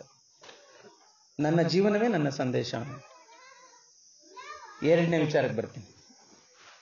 ಎರಡನೇ ವಿಚಾರ ನೋಡಿ, ಬಾಬಾ ಸಾಹೇಬ್ ಅಂಬೇಡ್ಕರ್ ಅವರು ಎಷ್ಟೊಂದು ಬಸವಣ್ಣ ಹೇಳ್ತಾರಲ್ಲ, ಕಾಯಕವೇ ಕೈಲಾಸ ಅಂತಾರೆ ಬಸವಣ್ಣ. ಆತರ ತಮ್ಗೆ ಏನೇ ಕೆಲಸ ಕೊಟ್ಟರು ಕೂಡ ಚೆನ್ನಾಗಿ ಮಾಡ್ತಿದ್ರು ಅವರು. ಬಾಬಾ ಸಾಹೇಬ್ ಏನೇ ಕೆಲಸ ಕೊಡ್ಲಿ ಚೆನ್ನಾಗಿ ಮಾಡೋರು. ಏನೇ ಕೆಲಸ ಕೊಡ್ಲಿ ನೋಡಿ, ಈ ಉದಾಹರಣೆಗೆ ನಿಮ್ಗೆ ಹೇಳ್ತೀನಿ. ಬಾಬಾ ಸಾಹೇಬರು ಅವರು ಲಾ ಮಿನಿಸ್ಟರ್ ಆದಾಗ್ಲೂ ಬೆಸ್ಟ್ ವರ್ಕ್ ಮಾಡಿದ್ರು. ಅವ್ರಿಗೆ ಯಾವ್ದೋ ನೀರಾವರಿ ಇಲಾಖೆ ಕೊಟ್ಟರು, ಅದರಲ್ಲೂ ಅತ್ಯುತ್ತಮವಾದ ಕೆಲಸನೇ ಮಾಡಿದ್ರು. ಕಾರ್ಮಿಕ ಮಂತ್ರಿ ಆದ್ರು, ಅದರಲ್ಲೂ ಅತ್ಯುತ್ತಮವಾದ ಕೆಲಸನೇ ಮಾಡಿದ್ರು ಅವರು. ಸಂವಿಧಾನ ಬರೆಯೋದಕ್ಕೆ ಕೊಟ್ಟರು, ಅತ್ಯುತ್ತಮವಾದ ಸಂವಿಧಾನನೇ ಬರ್ಕೊಟ್ರು. ಏನೇ ಕೆಲಸ ಮಾಡಿದ್ರು ಕೂಡ ಬೆಸ್ಟ್ ವರ್ಕ್ ಅಂತ. ನಾನು ಯಾತಕ್ಕಿನ್ನು ಹೇಳ್ತೀನಿ ಅಂತ ಅಂದ್ರೆ, ನಮ್ಮ ಗುಣ ಸ್ವಭಾವಗಳಿಂದ, ನಮ್ಮ ನಡತೆಯಿಂದ ನಮ್ಮ ಜಾತಿ ಮರ್ಯಾದೆನ ಅಳತೆ ಮಾಡ್ತಾರೆ ಬೇರೆಯವರು. ಅರ್ಥ ಆಗುತ್ತಾರೆ ಹಿಂಗಂದ್ರೆ? ಅವ್ರು ಯಾರು ಎಸ್ಸಿಗಳು, ಅದಕ್ಕೆ ಅವ್ರು ಹಂಗೆ ಬಿಡು ಅಂದ್ಬಿಟ್ರೆ ಮುಗ್ದೈತೆ, ನಮ್ಮ ಮರ್ಯಾದೆ ಹೊಟ್ಟೋಯ್ತಲ್ಲಿ, ನಮ್ಮ ಇಡೀ ಕಮ್ಯುನಿಟಿ ಮರ್ಯಾದೆ ಹೊಟ್ಟೋಯ್ತು. ಏನೋ ತಪ್ಪು ಮಾಡ್ಬಿಡ್ತೀವಿ ನಾವು. ಯಾರವರು? ಎಸ್ಸಿಗಳ, ಅದಕ್ಕೆ ಮತ್ತೆ ಹಂಗ ಅವ್ರ ಜಾತಿ ಹಂಗೆ ಬಿಡು ಅಂದ್ಬಿಟ್ರೆ ಮುಗ್ದೈತಲ್ಲ. ನಮ್ಮ ಸಮುದಾಯಗಳಿಗೆ, ಹಿಂದುಳಿದ ಸಮುದಾಯಗಳಿಗೆ, ದಲಿತರಿಗೆ ಮರ್ಯಾದೆ ತಂದು ಕೊಡೋದಕ್ಕೆ ಈ ಮನುಷ್ಯ ಎಷ್ಟು ಕಷ್ಟಪಟ್ಟಿರ್ಬೋದು. ನಾವು ಕಳಿಬೋದು ಅದನ್ನ. ಅಂದರೆ ನಾವು, ನನ್ನ ಜೀವನವೇ ನನ್ನ ಸಂದೇಶ ಅಂದ್ಮೇಲೆ ನಾನು ಏನ್ ಹೇಳಕ್ ಇಷ್ಟಪಡ್ತೀನಿ ನಿಮ್ಗೆ ಅಂದ್ರೆ, ನಾವೇನೇ ಕೆಲಸ ಮಾಡ್ಲಿ ಅತ್ಯುತ್ತಮವಾಗಿ ಮಾಡ್ಬೇಕು ಅಂತ. ನೀವೊಂದು ಫ್ಯಾಕ್ಟ್ರಿಲಿ ಕೆಲಸ ಮಾಡ್ತಾ ಇದ್ದೀರಾ, ಬೆಸ್ಟ್ ವರ್ಕರ್ ಅಂತ ಅನಿಸ್ಕೋಬೇಕು. ಒಂದು ಟೀಚರ್ ಆಗಿದ್ದೀರಾ, ಬೆಸ್ಟ್ ವರ್ಕರ್, ಬೆಸ್ಟ್ ಟೀಚರ್ ಅಂತ ಅನಿಸ್ಕೋಬೇಕು. ಒಂದು ಗಾರೆ ಕೆಲಸ ಮಾಡ್ತಾ ಇದ್ದೀರಾ, ಅತ್ಯುತ್ತಮವಾದ ಕೆಲಸಗಾರ ಕಣೆ ಅವನು ಅಂತ ಅನಿಸ್ಕೋಬೇಕು. ಒಂದು ಕೂಲಿ ಕೆಲಸ ಮಾಡಕ್ ಹೋಗ್ತಿದ್ದೀರಾ, ನಿಯತ್ತ ಕೆಲಸ ಮಾಡ್ತಾರೆ ಇವರು ಅಂತ ಅನಿಸ್ಕೋಬೇಕು. ಇದನ್ನ ವೃತ್ತಿ ಧರ್ಮ ಅಂತ ಕರೀತಾರೆ. ನಮ್ಮ ಕೆಲಸಕ್ಕೆ ನಾವು ನ್ಯಾಯ ಸಲ್ಲಿಸ್ಬೇಕು. ಯಾಕೆಂದ್ರೆ ನಾವು ಹಂಗ್ ಮಾಡೋದ್ರ ಮುಖಾಂತರನೇ ನಮ್ಮ ಶೋಷಿತ ವರ್ಗಗಳಿಗೆ ನಾವು ಮರ್ಯಾದೆ ತಂದು ಕೊಡ್ಬೇಕಾಗಿದೆ, ಅವ್ರಿಗೆ ಘನತೆ ತಂದು ಕೊಡ್ಬೇಕಾಗಿದೆ. ಇಲ್ಲ ಅಂದ್ರೆ ನಮ್ಮ ಸಣ್ಣ ಸಣ್ಣ ತಪ್ಪುಗಳಿಂದಾಗಿ ಇಡೀ ಕಮ್ಯುನಿಟಿ ಮರ್ಯಾದೆನ ಹೊಟ್ಟೋದು. ನನ್ನ ಜೀವನವೇ ನನ್ನ ಸಂದೇಶ ಅಂತ ಬಾಬಾ ಸಾಹೇಬ್ ಹೇಳುವಾಗ, ಅವ್ರು ಏನ್ ಕೆಲಸ ಮಾಡಿದ್ರು, ಅವ್ರು ಎಷ್ಟು ಶಿಸ್ತಾಗಿ ಏನೇ ಕೆಲಸ ಕೊಟ್ಟು ಚೆನ್ನಾಗಿ ಮಾಡ್ತಿದ್ರು, ನಾವು ಹಂಗೆ ಮಾಡ್ಬೇಕು. ನೀವು ಯಾವ ಫೀಲ್ಡಲ್ಲಿ ಆದ್ರೂ ಇರಿ, ನೀವೊಂದು ಹೋಟ್ಲಲ್ಲಿ ಕೆಲಸ ಮಾಡ್ತಾರಿ, ಒಂದು ಫ್ಯಾಕ್ಟ್ರಿಲಿ ಕೆಲಸ ಮಾಡ್ತಾರಿ, ಒಂದು ಕಂಪ್ನಿಲಿ ಕೆಲಸ ಮಾಡ್ತಾರಿ, ಒಂದು ಕಾಲೇಜಲ್ಲಿ ಕೆಲಸ ಮಾಡ್ತೀರಿ, ನೋ ಪ್ರಾಬ್ಲಮ್. ಬೆಸ್ಟ್ ಟೀಚರ್ ಆದ್ರೆ ಬೆಸ್ಟ್ ಟೀಚರ್ ಅನ್ಸ್ಕೊಳ್ಳಿ, ಲೆಕ್ಚರ್ ಆದ್ರೆ ಬೆಸ್ಟ್ ಲೆಕ್ಚರ್ ಅಂತ ಅನ್ಸ್ಕೊಳ್ಳಿ. ನೀವ್ ಏನೇ ಕೆಲಸ ಮಾಡಿ, ಲಾಯರ್ ಆಗಿದ್ದೀರಾ, ಬೆಸ್ಟ್ ಲಾಯರ್ ಅಂತ ಅನ್ಸ್ಕೋಬೇಕು. ಒಂದ್ ಒಳ್ಳೆ ಕೂಲಿ ಕೆಲಸ ಮಾಡಿದ್ರು ಕೂಡ ಅವ್ನು ಒಳ್ಳೆ ಕೆಲಸಗಾರಪ್ಪ, ಬಹಳ ನಿಯತ್ತಾಗಿ ಮಾಡ್ತಾನೆ ಅಂತ ಅನ್ಸ್ಕೋಬೇಕು. ಕೆಲಸಕ್ಕೆ ಕದಿಯಲ್ಲ ಅಂತ ಅನ್ಸ್ಕೋಬೇಕು.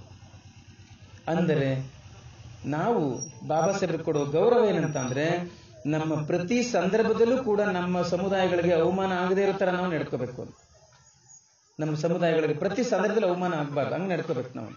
ಇಲ್ಲ ಅಂದ್ರೆ ಬಾಬಾ ಸಾಹೇಬ್ರಿಗೆ ನೀವು ಅವಮಾನ ಮಾಡ್ದಂಗೆ ಆಗುತ್ತೆ. ಈ ಕಟೌಟ್ ಹಾಕಿದ್ರೆ ಏನು ಪ್ರಯೋಜನ ಆಗಲ್ಲ. ಆಯ್ತಾ? ಇನ್ನೂ ಒಂದು ವಿಚಾರ ಹೇಳ್ತೀನಿ. ಬಾಬಾ ಸಾಹೇಬ್ ಅಂಬೇಡ್ಕರ್ ಅವರು ಸದಾ ಸೂಟು ಬುಟ್ಟಲ್ಲಿ ಇರ್ತಾ ಇದ್ರು ಅವರು. ಆಮೇಲೆ ಮುಂಬೈನಲ್ಲಿ ರಾಜಗೃಹ ಅಂತ ಒಂದು ದೊಡ್ಡ ಮನೆ ಕಟ್ಟಿಸಿದ್ರು. ದೊಡ್ಡ ಮನೆ, ಸೂಟು ಬುಟ್ಟಲ್ಲಿ ಇರ್ತಾ ಇದ್ರು. ಆಮೇಲೆ ಅವ್ರೇನಾದ್ರು ಬೇರೆ ಬೇರೆ ಜಿಲ್ಲೆ ತಾಲೂಕುಗಳಿಗೆ ಹೋಗುವಾಗ ಒಳ್ಳೆ ಹೋಟ್ಲಲ್ಲಿ ಉಳ್ಕೊತಾ ಇದ್ರು. ಅವರು ಒಳ್ಳೆ ಹೋಟೆಲ್ ಒಳ್ಳೆ ಲಾಡ್ಜಲ್ಲಿ ಉಳ್ಕೊತಾ ಇದ್ರು. ಆಗ ಪ್ರಶ್ನವ್ರು ಆವಾಗ ಅಂಬೇಡ್ಕರ್ಗೆ ಪ್ರಶ್ನೆ ಕೇಳ್ತಿದ್ರು, ಸ್ವಾಮಿ, ನಿಮ್ ಜನ ನೋಡಿದ್ರೆ ಭಿಕಾರಿಗಳ ತರ ಇದ್ದಾರೆ, ಬಡವರು, ತೀರಾ ಬಡವರು. ನೀವು ನೋಡಿದ್ರೆ ಇಷ್ಟು ಐಷಾರಾಮಿ ಜೀವನ ನಡೆಸ್ತಾ ಇದ್ದೀರಲ್ಲ, ಸೂಟು ಬುಟ್ಟಲ್ಲಿ ಇರ್ತಿರಲ್ಲ, ಇದು ನ್ಯಾಯವೇ? ಇಷ್ಟು ಒಳ್ಳೆ ಮನೆ ಕಟ್ಕೊಂಡಿದ್ದೀರಲ್ಲ, ಇಷ್ಟು ಒಳ್ಳೆ ಲಾಡ್ಜಲ್ಲಿ ಉಳ್ಕೊತಿರಲ್ಲ, ನಿಜವೇ? ಸರಿಯೇ ಇದು ಅಂತ ಕೇಳ್ತಿದ್ರು. ಆಗ ಅಂಬೇಡ್ಕರ್ ಏನ್ ಹೇಳ್ತಿದ್ರು ಅಂದ್ರೆ, ನನ್ನ ಹಾಗೆ ನಮ್ಮ ಜನ ಬದುಕಬೇಕು, ನನ್ನ ನೋಡಿ ಅವರು ಕಲಿಬೇಕು, ನನ್ನ ಲೆವೆಲ್ಗೆ ಅವ್ರು ಏರ್ಬೇಕು, ಅದಕ್ಕೆ ನಾನು ಹಿಂಗಿದ್ದೀನಿ, ನಾನೇ ಅವ್ರಿಗೆ ರೋಲ್ ಮಾಡಲ್ ಅಂತ ಹೇಳ್ತಿದ್ರು. ನಾನೇ ರೋಲ್ ಮಾಡಲ್, ನಾನು ಹೆಂಗಿದ್ದೀನಿ ಹಂಗಿರ್ಬೇಕು. ಅವರು ಸೂಟ್ ಹಾಕೊಳ್ಳೋದಿದೆಯಲ್ಲ, ನನ್ನ ನೋಡಿ ಅವ್ರು ಕಲಿಬೇಕು, ಅವ್ರ ಮೇಲ್ ಬರ್ಬೇಕು, ಪ್ರತಿ ಸಂದರ್ಭದಲ್ಲೂ ಕೂಡ ಮೇಲ್ ಬರ್ಬೇಕು ಅಂತ. ಈಗ ಲಾಡ್ಜ್ಗಳಲ್ಲಿ ಅಂಬೇಡ್ಕರ್ ಉಳ್ಕೊಳ್ಳುವಾಗ ದಲಿತರನ್ನು ನೋಡಕ್ ಬರ್ತಿದ್ರಂತಲ್ಲ, ಅವ್ರು ಎಂದೂ ಒಳಗ್ ಬಂದವರು ಅಲ್ಲ, ನೋಡಿದವರಲ್ಲ. ಅಲ್ಲಿ ಬಂದಾಗ ಅವ್ರಿಗೆ ಎಸ್ ನಾವು ಹಿಂಗ ಆಗ್ಬೇಕು, ನಾವು ಮೇಲ್ ಬರ್ಬೇಕಂತ ಅನ್ಸುತ್ತದು, ಮಹತ್ವಾಕಾಂಕ್ಷೆ ಬರ್ತದ, ಹಂಗಂತಿದ್ರು ಬಾಬಾ ಸಾಹೇಬ್. ಮತ್ತು ಬಹಳ ಭಯಂಕರ ಶುದ್ಧ, ಬಹಳ ಕ್ಲೀನ್ ಆಗಿರ್ತಿದ್ರು ಬಾಬಾ ಸಾಹೇಬ್ರು, ಭಯಂಕರ ಕ್ಲೀನ್. ನೋಡಿ, ಬಸವಣ್ಣವ್ರು ಹೇಳ್ತಾರಲ್ಲ, ಅಂತರಂಗ ಶುದ್ಧಿ, ಬಹಿರಂಗ ಶುದ್ಧಿ ಅಂತ ಕೇಳಿದ್ದೀರಾ? ಅವ್ರದ್ದೊಂದು ವಚನ ಇದೆಯಲ್ಲ, ಕಳಬೇಡ, ಕೊಲಬೇಡ, ಹುಸಿಯ ನುಡಿಯಲು ಬೇಡ, ಅನ್ಯರಿಗೆ ಅಸಹ್ಯ ಪಡಬೇಡ, ತನ್ನ ಬಣ್ಣಿಸಬೇಡ, ಇದ್ರು ಹಳಿಯಲು ಬೇಡ, ಇದೇ ಅಂತರಂಗ ಶುದ್ಧಿ, ಇದೇ ಬಹಿರಂಗ ಶುದ್ಧಿ ಅಂತ ಕೇಳಿದ್ದೀರಾ? ಅಂತರಂಗ ಶುದ್ಧಿ ಅಂದ್ರೆ ನಮ್ಮ ಸ್ವಭಾವ ಎಲ್ಲ ಬಹಳ ಕ್ಲೀನ್ ಆಗಿರೋದು. ಬಹಿರಂಗ ಶುದ್ಧಿ ಅಂದ್ರೆ ನಮ್ಮ ದೇಹವು ಕ್ಲೀನ್ ಆಗಿ. ಬುದ್ಧ ಇದನ್ನ ಹಿಂದೆ ಹೇಳಿರೋದು, purity of speech, purity of body, purity of mind ಅಂತ. ಬುದ್ಧಂದ ಅದು ಹಂಗಂಗೆ ಬೇರೆ ಬೇರೆ ಕಾಲಕ್ಕೆ ಬೇರೆ ಬೇರೆ ತರ ಬಂದಿದೆ ಅಷ್ಟೇ. ಹಂಗಾಗಿ ನಾವು ಸಹಿತವಾಗಿ ಬಾಬಾ ಸಾಹೇಬ್ ಅಂಬೇಡ್ಕರ್ಗೆ ಗೌರವ ಕೊಡಬೇಕು ಅಂದ್ರೆ ಭಯಂಕರ ಶುದ್ಧವಾಗಿರ್ಬೇಕು. ಅಂತರಂಗದಲ್ಲೂ ಶುದ್ಧ ಇರಬೇಕು, ಬಹಿರಂಗದಲ್ಲೂ ಶುದ್ಧ ಇರಬೇಕು. ಯಾಕೆ ಅಂದ್ರೆ ನಮಗೆ ಬಾಬಾ ಸಾಹೇಬರು ಕೊಟ್ಟಿರೋ ಟಾಸ್ಕ್ ಏನು ಅಂದ್ರೆ, you must become rulers of this country ಅಂತ. ನೀವು ಈ ದೇಶದ ಆಳುವರ್ಗ ಆಗ್ಬೇಕು. ಅಷ್ಟು ದೊಡ್ಡ ದಾರಿ ತೋರಿಸಿದ್ದಾರೆ ಅವರು ನಮಗೆ. ಅಷ್ಟು ಎತ್ತರಕ್ಕೆ ಹೋಗ್ಬೇಕು ಅಂತ ಹೇಳಿದ್ದಾರೆ. ಅಷ್ಟು ಎತ್ತರಕ್ಕೆ ಹೋಗೋರು ನೀವು ಶುದ್ಧವಾಗಿರ್ಬೇಕಾಗುತ್ತೆ. ಖಾಲಿ ಪೋಲಿಗಳಂಗಿರಕ್ಕಾಗುತ್ತಾ? ಕ್ಲೀನ್ ಆಗಿರ್ಬೇಕಾಗುತ್ತೆ. ಅಂತರಂಗದಲ್ಲೂ ಶುದ್ಧವಾಗಿರ್ಬೇಕಾಗುತ್ತೆ, ಬಹಿರಂಗದಲ್ಲೂ ಶುದ್ಧವಾಗಿರ್ಬೇಕಾಗುತ್ತೆ. ಇದು ನಮ್ಗೆ ಗೊತ್ತಾಗ್ಬೇಕು. ಬಹಳಷ್ಟು ಕ್ಲೀನ್ ಆಗಿರ್ಬೇಕು, ಬಹಳಷ್ಟು ಕ್ಲೀನ್ ಆಗಿರ್ಬೇಕು. ಆಯ್ತಾ? ಇನ್ನೊಂದು ಕೊನೆ ಪಾಯಿಂಟ್ ಏನಂತಂದ್ರೆ, ಬಾಬಾ ಸಾಹೇಬ್ರ ಹೋರಾಟ. ಬಾಬಾ ಸಾಹೇಬ್ರು ಹೋರಾಟ ಮಾಡಿದ್ರು ನೋಡಿ. ಅವರೊಬ್ಬ ಹುಟ್ಟು ಹೋರಾಟಗಾರ. ಅವರಿಂದ ಪ್ರೇರಣೆ ಪಡೆದಿರ್ತಕ್ಕಂಥ ಲಕ್ಷಾಂತರ ಜನ ಹೋರಾಟಗಾರರು ದೇಶದಲ್ಲಿ ಇದ್ದಾರೆ. ಇವತ್ತು ಲಕ್ಷಾಂತರ ಜನ ಇದ್ದಾರೆ. ನಿಮ್ಗೊಂದು 2-3 ಉದಾಹರಣೆ ಹೇಳ್ತೀನಿ ನಾನು. ಈಗ ಹೋರಾಟ ಅಂದಾಗ ಸಾಮಾನ್ಯವಾಗಿ ನಮಗೆ ಧಿಕ್ಕಾರಕ್ಕೆ ಹೋಗೋದು, ಘೋಷಣೆ ಹಾಕೋದು, ಅರ್ಜಿ ಕೊಡೋದು, ಈ ತರದೆಲ್ಲ ಇದೆ. ಅದು ಹೋರಾಟವೇ. ಅದಕ್ಕೂ ಮೀರಿ ಬಾಬಾ ಸಾಹೇಬ್ ಅಂಬೇಡ್ಕರ್ ಹಗಲು ರಾತ್ರಿ ಈ ಸಮುದಾಯಗಳನ್ನ ವಿಮೋಚನೆ ಮಾಡೋದು ಹೇಗೆ, ಇವ್ರನ್ನ ಮೇಲಕ್ಕೆ ತರೋದು ಹೇಗೆ ಅಂತ ಹೋರಾಟ ಮಾಡ್ತಾ ಇದ್ರು. ಚಿಂತನೆ ಅದಕ್ಕೆ ತಕ್ಕಂತ ಯೋಜನೆಗಳನ್ನ ಪ್ರೋಗ್ರಾಮ್ಸ್ ಆಗ್ತಾ ಇದ್ರು. ಆಯ್ತಾ? ಆಗ ಪತ್ರಿಕೆಯವರು ಒಂದ್ಸರಿ ಅಂಬೇಡ್ಕರ್ ಅವ್ರಿಗೆ ಕೇಳ್ತಾರೆ, ಸ್ವಾಮಿ ಅಂಬೇಡ್ಕರ್ ಅವರೇ, ನೀವು ನಿಮ್ ಜನರಿಗಾಗಿ ಹೋರಾಟ ಮಾಡ್ತಾ ಇದ್ದೀರಾ, ನಿಮ್ ಜನ ನಿಮ್ಮನ್ನ ಕುರಿಗಳ ತರ ಹಿಂಬಾಲಿಸ್ತಾ ಇದ್ದಾರೆ, ನಿಮ್ಮನ್ನ ಏನು ಪ್ರಶ್ನೆ ಮಾಡಲ್ಲ ಅವರು, ನೀವೇನ್ ಹೇಳ್ತೀರ ಅಂತ ಕೇಳ್ತಾರೆ. ನಿಮ್ ಜೊತೆ ನಿಮ್ಮ ಹಿಂಬಾಲಿಸ್ತಾ ಇದಾರಲ್ಲ, ನಿಮ್ ಜನಗಳಿಗೆ ನೀವು ಯಾವತ್ತೂ ಮೋಸ ಮಾಡಲ್ವಾ? ನಿಮ್ ಜನರಿಗೆ ನೀವು ಯಾವಾಗಲೂ ಮೋಸ ಮಾಡಲ್ವಾ, ದ್ರೋಹ ಮಾಡಲ್ವಾ ಅಂತ ಕೇಳ್ತಾರೆ. ಆಗ ಅಂಬೇಡ್ಕರ್ ಏನ್ ಹೇಳ್ತಾರೆ ಅಂದ್ರೆ, ನಾನು ನನ್ನ ಜನಗಳಿಗೆ ಮೋಸ ಮಾಡುವಂತ ಸಂದರ್ಭ ಬಂದ್ರೆ, ನಾನು ನನ್ನ ಜನಗಳಿಗೆ ದ್ರೋಹ ಮಾಡುವಂತ ಸಂದರ್ಭ ಬಂದ್ರೆ ನನಗೆ ನಾನೇ ಶೂಟ್ ಮಾಡ್ಕೊಂಡು ಸತ್ತೋಗ್ತೀನಿ ವಿನಃ ನಾನು ದ್ರೋಹ ಮಾಡಲ್ಲ ಅಂತ ಅಂತಾರೆ. ಅದನ್ನು ಓದುವಾಗ ನನಗೆ ಕಣ್ಣೀರು ಬರುತ್ತೆ. ಪ್ರತಿ ಸರಿ ಓದುವಾಗಲೂ ಅದು ಎಷ್ಟು ಕಮಿಟ್ಮೆಂಟ್ ಇತ್ತು ಅಂಬೇಡ್ಕರ್ ಅವ್ರಿಗೆ ಅಂತಂದ್ರೆ, ಎಷ್ಟು ಕಮಿಟ್ಮೆಂಟ್ ಅಂತ. ಇವ್ರಿಗೆ ಮೋಸ ಮಾಡುವಂತ ಸಂದರ್ಭ ಬಂದ್ರೆ ನಾನು ನನಗೆ ನಾನೇ ಶೂಟ್ ಮಾಡ್ಕೊಂಡು ಸತ್ತೋಗ್ತೀನಿ ವಿನಃ ನಾನು ಮೋಸ ಮಾಡಲ್ಲ. ನನ್ನ ಜೀವನವೇ ನನ್ನ ಸಂದೇಶ ಅಂತ ಬಾಬಾ ಸಾಹೇಬ್ ಹೇಳಿದ್ರು. ಹಂಗಿದ್ದ ಮೇಲೆ ನಾವು ಹೋರಾಟಗಾರ ಆಗಿರುವಂತ ನಾವುಗಳೇನ್ ಮಾಡ್ಬೇಕು ಅಂದ್ರೆ ಅಷ್ಟೇ ಶುದ್ಧವಾದ ಹೋರಾಟವನ್ನು ಮಾಡ್ಬೇಕಾಗುತ್ತೆ. ಇಡೀ ದೇಶದಲ್ಲಿ ಎಷ್ಟೊಂದು ಹೋರಾಟಗಾರಿಲ್ಲ, ಹೌದು, ಎಲ್ಲ ಕಡೆ ಎಷ್ಟು ಹೋರಾಟಗಾರಿಲ್ಲ. ಇದು ನಮಗೆ ಪಾಠ ಆಗ್ಬೇಕು. ಅದು ಪಾಠ ಆಗ್ಬೇಕು. ಅವ್ರಿಗಿದ್ದ ಬದ್ಧತೆ, ಅವ್ರಿಗಿದ್ದ ಕಮಿಟ್ಮೆಂಟ್ ಇದೆ, ಅದು ಪಾಠ ಆಗ್ಬೇಕು ನಮ್ಗೆ. ಆಯ್ತಾ?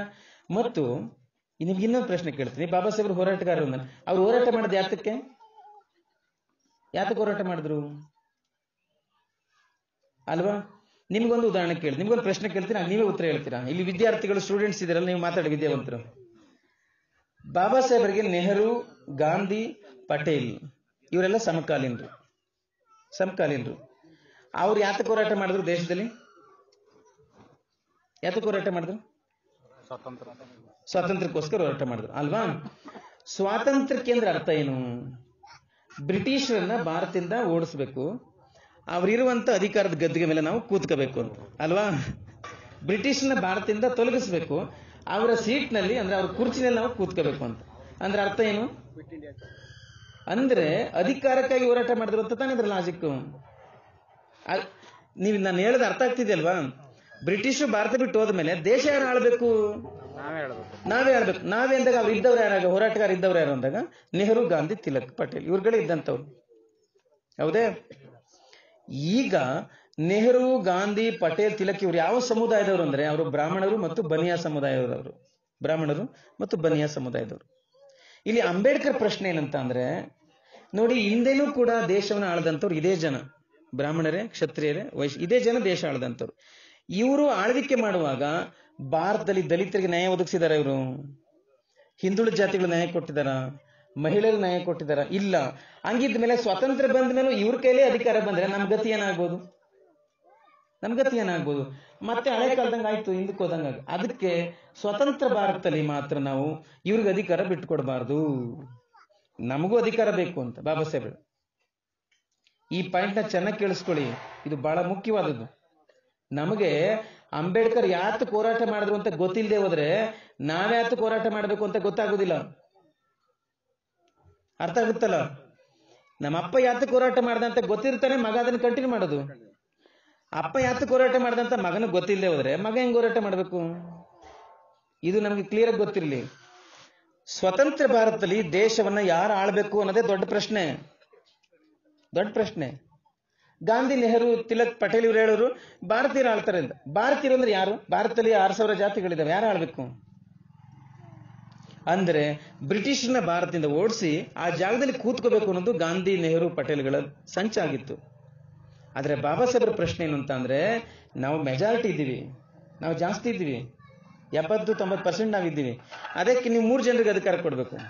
ಹಂಗಾಗಿ ಅಧಿಕಾರದಲ್ಲಿ ನಮಗೂ ಸಮಪಾಲು ಬೇಕು ಅಂತ, ನಾವು ದೇಶದಲ್ಲಿ ಅಧಿಕಾರಕ್ಕೆ ಬರಬೇಕು. ಇದು ಬಾಬಾ ಸಾಹೇಬ್ರ ದೊಡ್ಡ ಹೋರಾಟ. ಯಾಕೆ ಅಂತ ಅಂದ್ರೆ ಇವ್ರನ್ನ ಪಟ್ಟದ ಮೇಲೆ ಕೂರಿಸ್ಬಿಟ್ಟು ಆಮೇಲೆ ಇವ್ರಿದ್ರಿಗೆ ಅರ್ಜಿ ಇಟ್ಕೊಂಡು ಹೋಗಕ್ಕಾಗತ್ತಾ? ಇವ್ರನ್ನ ಗೊಗೆರಕ್ಕಾಗತ್ತಾ? ನಮ್ಗೆ ಅದನ್ನ ಕೊಡಿ, ಇದನ್ನ ಕೊಡಿ ಅಂತ ದಡ್ತನ ಅದು. ಹಿಂದೆ ರಾಜರು ಇರ್ತಿದ್ರು, ಅವ್ರಿಗೆ ನೀವು ಅಡ್ಡ ಬೆಳೆದು ನ್ಯಾಯ. ಈಗ ನಾವೇ ಓಟ್ ಹಾಕ್ಬಿಟ್ಟು ನಾವೇ ಪಟ್ಟದ ಮೇಲೆ ಕೂರಿಸ್ಬಿಟ್ಟು ಅರ್ಜಿ ಇಟ್ಕೊಂಡು ಹೋಗೋದ? ಅದಕ್ಕೆ ಬಾಬಾ ಸಾಹೇಬ್ ಹೇಳ್ತಾ ಇದ್ದು, ನಾವು ಮೆಜಾರಿಟಿ ಇದೀವಿ, ಇದು ಡೆಮಾಕ್ರಸಿ, ಹಾಗಾಗಿ ನಾವೇ ಆಳ್ವಿಕೆ ಮಾಡಬೇಕು. I wanted to see my people as the ruling class of independent India. ಇದನ್ನ ಚೆನ್ನಾಗಿ ಕೇಳಿಸ್ ನೋಡಿ. ಇದು ಹಿಂದೆ ಬಾಬಾ ಸಾಹೇಬ್ ಅಂಬೇಡ್ಕರ್ ಕೊನೆಯ ದಿನಗಳಲ್ಲಿ ಹೇಳಿದಂತ ಮಾತು. ಸ್ವತಂತ್ರ ಭಾರತವನ್ನ ನನ್ನ ಜನರು ಆಳ್ಬೇಕು, ನಾನು ಅದನ್ನ ಕಣ್ಣಾರ ನೋಡ್ಬೇಕು ಅಂತ ಇದ್ರ ಅರ್ಥ. I wanted to see my people as the ruling class of independent India. My people ಅಂದಾಗ ನೀವು ಇಲ್ಲಿ ಬರೀ ದಲಿತರು ಅಂತಲೇ ಅರ್ಥ ಮಾಡ್ಕೋಬೇಕಾಗಿಲ್ಲ. ದಲಿತರು, ಹಿಂದುಳಿದ ಜಾತಿಗಳು, ಮುಸಲ್ಮಾನರು, ಕ್ರೈಸ್ತರು, ಈ ಎಲ್ಲ ಬಹುಜನ ಸಮಾಜ ನಾವು ಮೈ ಪೀಪಲ್ ಅಂತ ಕರೀತಾರೆ. I wanted to see my people as the ruling class of independent India. ಅಂದರೆ ಬಾಬಾ ಸಾಹೇಬ್ ಅಂಬೇಡ್ಕರ್ ಹೋರಾಟ ಮಾಡಿದ ಯಾತಕ್ಕೆ ಅಂದ್ರೆ, ದೇಶದ ಗದ್ದುಗೆ ಇದೆಯಲ್ಲ, ಅಧಿಕಾರ ಇದೆಯಲ್ಲ, ಅದರಲ್ಲಿ ಈ ಹಿಂದುಳಿದ ವರ್ಗಗಳಿಗೆ, ಈ ದಲಿತರಿಗೆ, ಮಹಿಳೆಯರಿಗೆ ಪಾಲು ಕೊಡಿಸ್ಬೇಕು, ಸಮಾನವಾದ ಪಾಲು ಕೊಡಿಸ್ಬೇಕು ಅಂತ. ಸ್ವತಂತ್ರ ಭಾರತವನ್ನು ಇವರೇ ಆಳ್ವಿಕೆ ಮಾಡಬೇಕು ಅಂತ. ಯಾಕೆಂದ್ರೆ ಸಾವಿರಾರು ವರ್ಷಗಳಿಂದ ಈ ಬ್ರಾಹ್ಮಣರು, ಕ್ಷತ್ರಿಯರು, ವೈಶ್ಯರು 1-2% ಇದ್ದಾರೆ ಅಷ್ಟೇ, ಇವರು ಆಳ್ವಿಕೆ ಮಾಡಿ ಸಾಕಾಗಿದೆ. ಮತ್ತು ಸ್ವತಂತ್ರ ಭಾರತದಲ್ಲಿ ಇವರೇ ಆಳ್ವಿಕೆ ಮಾಡಿದ್ರೆ ದೇಶದಲ್ಲಿ ಇವರು ನ್ಯಾಯ ಕೊಡಲ್ಲ, ಎಲ್ರಿಗೂ ಸಮಾನತೆ ಕೊಡಲ್ಲ ಇವರು. ಹಂಗಾಗಿ ಸ್ವತಂತ್ರ ಭಾರತವನ್ನು ನಾವು ಆಳ್ವಿಕೆ ಮಾಡಬೇಕು ಅನ್ನೋದು ಅವರ ಉದ್ದೇಶ ಆಗಿತ್ತು. ಅದಕ್ಕಾಗಿ ಬಾಬಾ ಸಾಹೇಬ್ ಅಂಬೇಡ್ಕರ್ ಅವರು ಪೊಲಿಟಿಕಲ್ ಪಾರ್ಟಿಯನ್ನ ಕಟ್ಟಿದ್ರು, ರಾಜಕೀಯ ಪಕ್ಷವನ್ನ ಕಟ್ಟಿದ್ರು. ನಿಮ್ಗೆ ಗೊತ್ತಿರಲಿ, 1936ನೇ ಇಸ್ವಿನಲ್ಲಿ ಇಂಡಿಪೆಂಡೆಂಟ್ ಲೇಬರ್ ಪಾರ್ಟಿ ಅಂತ ಕಟ್ಟಿದ್ರು. 1942ನೇ ಇಸ್ವಿಲಿ ಅದ್ರ ಹೆಸರು ಚೇಂಜ್ ಮಾಡಿ all India schedule caste federation ಅಂತ ಚೇಂಜ್ ಮಾಡಿದ್ರು. ಮತ್ತೆ 1955ನೇ ಇಸ್ವಿಗೆ ಅದನ್ನು ರಿಪಬ್ಲಿಕನ್ ಪಾರ್ಟಿ ಆಫ್ ಇಂಡಿಯಾ ಅಂತ ಬದಲಾಯಿಸಿದ್ರು. ಹೀಗೆ ರಾಜಕೀಯ ಪಕ್ಷವನ್ನ ಕಟ್ಟಿಕೊಂಡು ಬಾಬಾ ಸಾಹೇಬ್ ಅಂಬೇಡ್ಕರ್ ಅವರು ಲೀಡರ್ಗಳನ್ನ ಸೃಷ್ಟಿ ಮಾಡಿಕೊಂಡು ಚುನಾವಣೆಗೆ ನಿಂತರು. ಆ ಕಡೆ ಗಾಂಧಿ ಕಾಂಗ್ರೆಸ್ ಅವರು ಪಕ್ಷ ಇತ್ತು, ಅವರು ನಿಂತರು. ಆದ್ರೆ ನಮ್ಮ ಜನಗಳಿಗೆ ಆಗ ಅಷ್ಟು ತಿಳುವಳಿಕೆ ಇರಲಿಲ್ಲ, ಅರಿವಿರ್ಲಿಲ್ಲ. ಹಂಗಾಗಿ ಅಂಬೇಡ್ಕರ್ ಅವರು ಗೆಲ್ಲಕ್ಕಾಗ್ಲಿಲ್ಲ. ನಾನು ಹೇಳಿದ ಅರ್ಥ ಆಯ್ತಲ್ಲ. ಒಂದು ಸಂದರ್ಭದಲ್ಲಿ ಮಾತ್ರ 1937 ಚುನಾವಣೆಯಲ್ಲಿ ಮಾತ್ರ ಅವ್ರ ಪಕ್ಷ 17 ಜನರನ್ನ ನಿಲ್ಲಿಸ್ಬಿಟ್ಟು 15 ಜನರಿಗೆ ಗೆದ್ದಿದ್ರು ಅಷ್ಟು. ಒಂದೇ ಟೈಮ್ ಅಷ್ಟೇ ಅವರು ಗೆಲ್ಲಕ್ ಸಾಧ್ಯ. ಬಟ್ ಆಮೇಲೆ ಕಾಂಗ್ರೆಸ್ಸಿಗರು ಆ ಸಂದರ್ಭದಲ್ಲಿ ನೋಡಿ, ಆ ವೋಟ್ ಬಂದಂತ ಸಂದರ್ಭ 1937 ಇಸ್ವಿಯಿಂದಲೇ ವೋಟ್ ಬಂದದ್ದು ಫಸ್ಟ್ ಇಡೀ ದೇಶದಲ್ಲಿ. ಆ ಫಸ್ಟ್ ಎಲೆಕ್ಷನ್ ದುಡ್ಡು ಕೊಡಕ್ ಶುರು ಮಾಡಿದ್ರು ಜನಗಳಿಗೆ, ಸರಾಯಿ ಕುಡ್ಸಕ್ ಶುರು ಮಾಡಿದ್ರು. ಫಸ್ಟ್ ಆವತ್ತೇ ಶುರು ಮಾಡಿದ್ರು. ಆವತ್ತು ಶುರು ಮಾಡಿದ್ರು ಕಾಂಗ್ರೆಸ್ನವ್ರು, ಇವತ್ತಿಗೂ ನಡೀತಾ ಇದೆ ಅದು. ಸರ ಕುಡಿಸೋದು, ದುಡ್ಡು ಕೊಡೋದು, ಊಟ ಹಾಕ್ಸ್ಕೊಳ್ಳೋದು. ಅಂದ್ರೆ ಬಾಬಾ ಸಾಹೇಬ್ರ ಉದ್ದೇಶ ಏನಾಗಿತ್ತಂದ್ರೆ ಸ್ವತಂತ್ರ ಭಾರತವನ್ನು ನಾವು ಆಳ್ವಿಕೆ ಮಾಡಬೇಕು. ಅವತ್ತು ಡೆಮಾಕ್ರಸಿ ಬಂದಿತ್ತು, ಅದಕ್ಕೆ ಪಕ್ಷ ಕಟ್ಟಿದ್ರು, ಚುನಾವಣೆ ನಿಂತರು, ಎಲ್ಲ ಕಡೆ ಅಭ್ಯರ್ಥಿಗಳು ಹಾಕಿದ್ರು. ಆದ್ರೆ ಬಾಬಾ ಸಾಹೇಬ್ರ ಕ್ಯಾಂಡಿಡೇಟ್ಗಳು ಗೆಲ್ಲಿಲ್ಲ. ಗಾಂಧಿ ನೆಹರು ಅವರ ಪಕ್ಷ ಗೆಲ್ತು. ಯಾಕೆಂದ್ರೆ ನಿಮ್ಮ ಪೂರ್ವಿಕರು ಹತ್ರ ನಮ್ಮ ತಾತ ಅವನಿಗೆ ಅಷ್ಟು ತಿಳುವಳಿಕೆ ಇರಲಿಲ್ಲ, ಹಂಗಾಗಿ ಅವ್ನು ಕಾಂಗ್ರೆಸ್ನವ್ರು ಗೊತ್ತಾಕ್ಬಿಟ್ಟ, ನೆಹರು ಗೊತ್ತಾಗ್ತ. ಹಂಗಾಗಿ ಅಂಬೇಡ್ಕರ್ ಅವರು ಗೆಲ್ಲಿಲ್ಲ, ಅವರ ಆಸೆ ನೆರವೇರಲಿಲ್ಲ. ನೆಹರು ಅವರ ಸಮುದಾಯ ಭಾರತದಲ್ಲಿ 2% 3% ಇದೆ ಅಷ್ಟೇ. ನೆಹರು ಅವರ ಸಮುದಾಯ 18 ವರ್ಷ ಪ್ರಧಾನಮಂತ್ರಿ ಆಗಿದ್ರು ನೆಹರು. ಇದನ್ನ ಸ್ವಲ್ಪ ಅರ್ಥ ಮಾಡ್ಕೊಳ್ಳಿ ಎಲ್ಲರೂ ಕೂಡ. ನೆಹರು ಅವರ ಕಮ್ಯುನಿಟಿ ಇದೆಯಲ್ಲ, ಇಡೀ ದೇಶದಲ್ಲಿ ಅವರು 1% 2% ಇರ್ಬೋದು ಅಷ್ಟೇ. 18 ವರ್ಷ ಪ್ರೈಮ್ ಮಿನಿಸ್ಟರ್ ಆಗಿದ್ರು. ಅವ್ರ ಮಗಳು ಒಂದು 10-12 ವರ್ಷ, ಅವ್ರ ಮಗ ರಾಜೀವ್ ಗಾಂಧಿ 5 ವರ್ಷ, ಆಮೇಲೆ ಅವ್ರ ಹೆಂಡತಿ ಸೋನಿಯಾ ಗಾಂಧಿ 15 ವರ್ಷ UPA ಸರ್ಕಾರದ ಮುಖ್ಯಸ್ಥ. ಅವ್ರ ಕಮ್ಯುನಿಟಿ 1% 2% ಇದ್ರು, ಇದ್ಬೋದು, ಆದಷ್ಟು ಇಲ್ಲ. ಆದ್ರೆ ನೀವು ದಲಿತರು, ಹಿಂದುಳಿದ ಜಾತಿಗಳು 85% ಜನ ಇದ್ದಾರೆ. 85% ಜನ ಬಾಬಾ ಸಾಹೇಬ್ ಅಂಬೇಡ್ಕರ್ನ ಪ್ರೈಮ್ ಮಿನಿಸ್ಟರ್ ಮಾಡಕ್ಕಾಗ್ಲಿಲ್ಲ. ಇಷ್ಟು ಜನ ಇದ್ದು ನೆಹರು ಮುಂದೆ, ಬಾಬಾ ಸಾಹೇಬ್ರ ಮುಂದೆ ನೆಹರು ಏನ್ ವಿದ್ಯಾವಂತರ? ಎಂತ ದೊಡ್ಡ ವಿದ್ಯಾವಂತರೇನಲ್ಲ. ಬಾಬಾ ಸಾಹೇಬ್ ಅವರೇ ಹೇಳಿದ್ರು, ನಿಮ್ಗೆ ಅದನ್ನ ದುರಂಕಾರ ಅನ್ಕೋತೀರೇನೋ ಗೊತ್ತಿಲ್ಲ, ಅಂಬೇಡ್ಕರ್ ನೆಹರು ನನ್ನ ಎದುರಿಗೆ 4ನೇ ಕ್ಲಾಸ್ ಹುಡುಗ ಅಂತಾನೆ ಹೇಳಿದ್ರು ನೇರವಾಗಿ. Is A 4th class fellow ಅಂತ ಬಾಬಾ ಸಾಹೇಬ್ ಹೇಳಿದ್ರು. ಅಂದ್ರೆ ಅವರು ಅಷ್ಟು ದೊಡ್ಡವರು. ನಾವದನ್ನ ಬಾಬಾ ಸಾಹೇಬರು ಅವ್ರ ವಿದ್ಯೆನಲ್ಲಿ ಅಷ್ಟು ದೊಡ್ಡವರಿದ್ರು, ನೆಹರು ಅಷ್ಟು ಚಿಕ್ಕವರಿದ್ರು.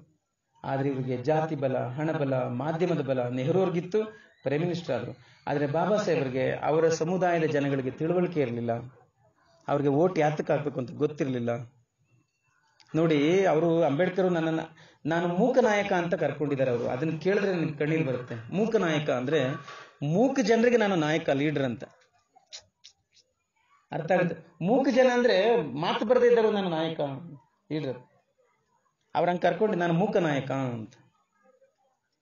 ಏನ್ ಮಾಡ್ತಾರೆ? ಇಷ್ಟು ಕೋಟಿ ಜನ ಇದ್ದು ಬಾಬಾ ಸಾಹೇಬ್ರನ್ನ ಗೆಲ್ಸಕ್ಕಾಗ್ಲಿಲ್ಲ, ಅವ್ರನ್ನ ಪ್ರೈಮ್ ಮಿನಿಸ್ಟರ್ ಮಾಡಕ್ಕಾಗ್ಲಿಲ್ಲ, ಅವ್ರ ಆಸೆ ನೆರವೇರ್ಲಿಲ್ಲ. ಅವ್ರು ಕೊರ್ಗಿ ಸತ್ತೋದ್ರು. ಬಹಳ ದುಃಖದಲ್ಲಿ ಅವರ ಕಣ್ಣೆದುರಿಗೇನೆ ಅವ್ರ ಸಂವಿಧಾನ ಹಾಳಾಗ್ತಾ ಇದ್ರು ಕೂಡ ಅದನ್ನ ನೋಡ್ಕೊಂಡು ಏನು ಮಾಡಕ್ಕಾದ ಅಸಹಾಯಕರಾಗಿ ಅವರು ತೀರ್ಕೊಂಡ್ರು Baba Saheb.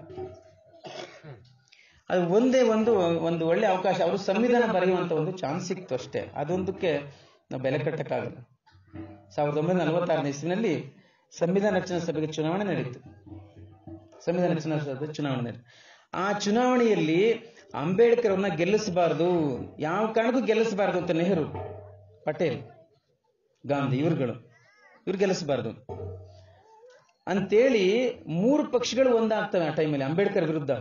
Congress party, communist party, ಇನ್ನೊಂದು ಜನಸಂಘ ಅಂದ್ರೆ ಬಿಜೆಪಿ ಅವರು. ಆಗ ಜನಸಂಘ ಅಂತ ಹೆಸರಿತ್ತದು. ಇವ್ರು 3 ಜನರು ಒಂದಾಗಿ ಅಂಬೇಡ್ಕರ್ ಅವ್ರನ್ನ ಸೋಲಿಸ್ತಾರೆ. ಆ ಸಂದರ್ಭದಲ್ಲಿ ಅವ್ರನ್ನ ಗೆಲ್ಲಕ್ ಬಿಡಬಾರ್ದು ಅಂತ.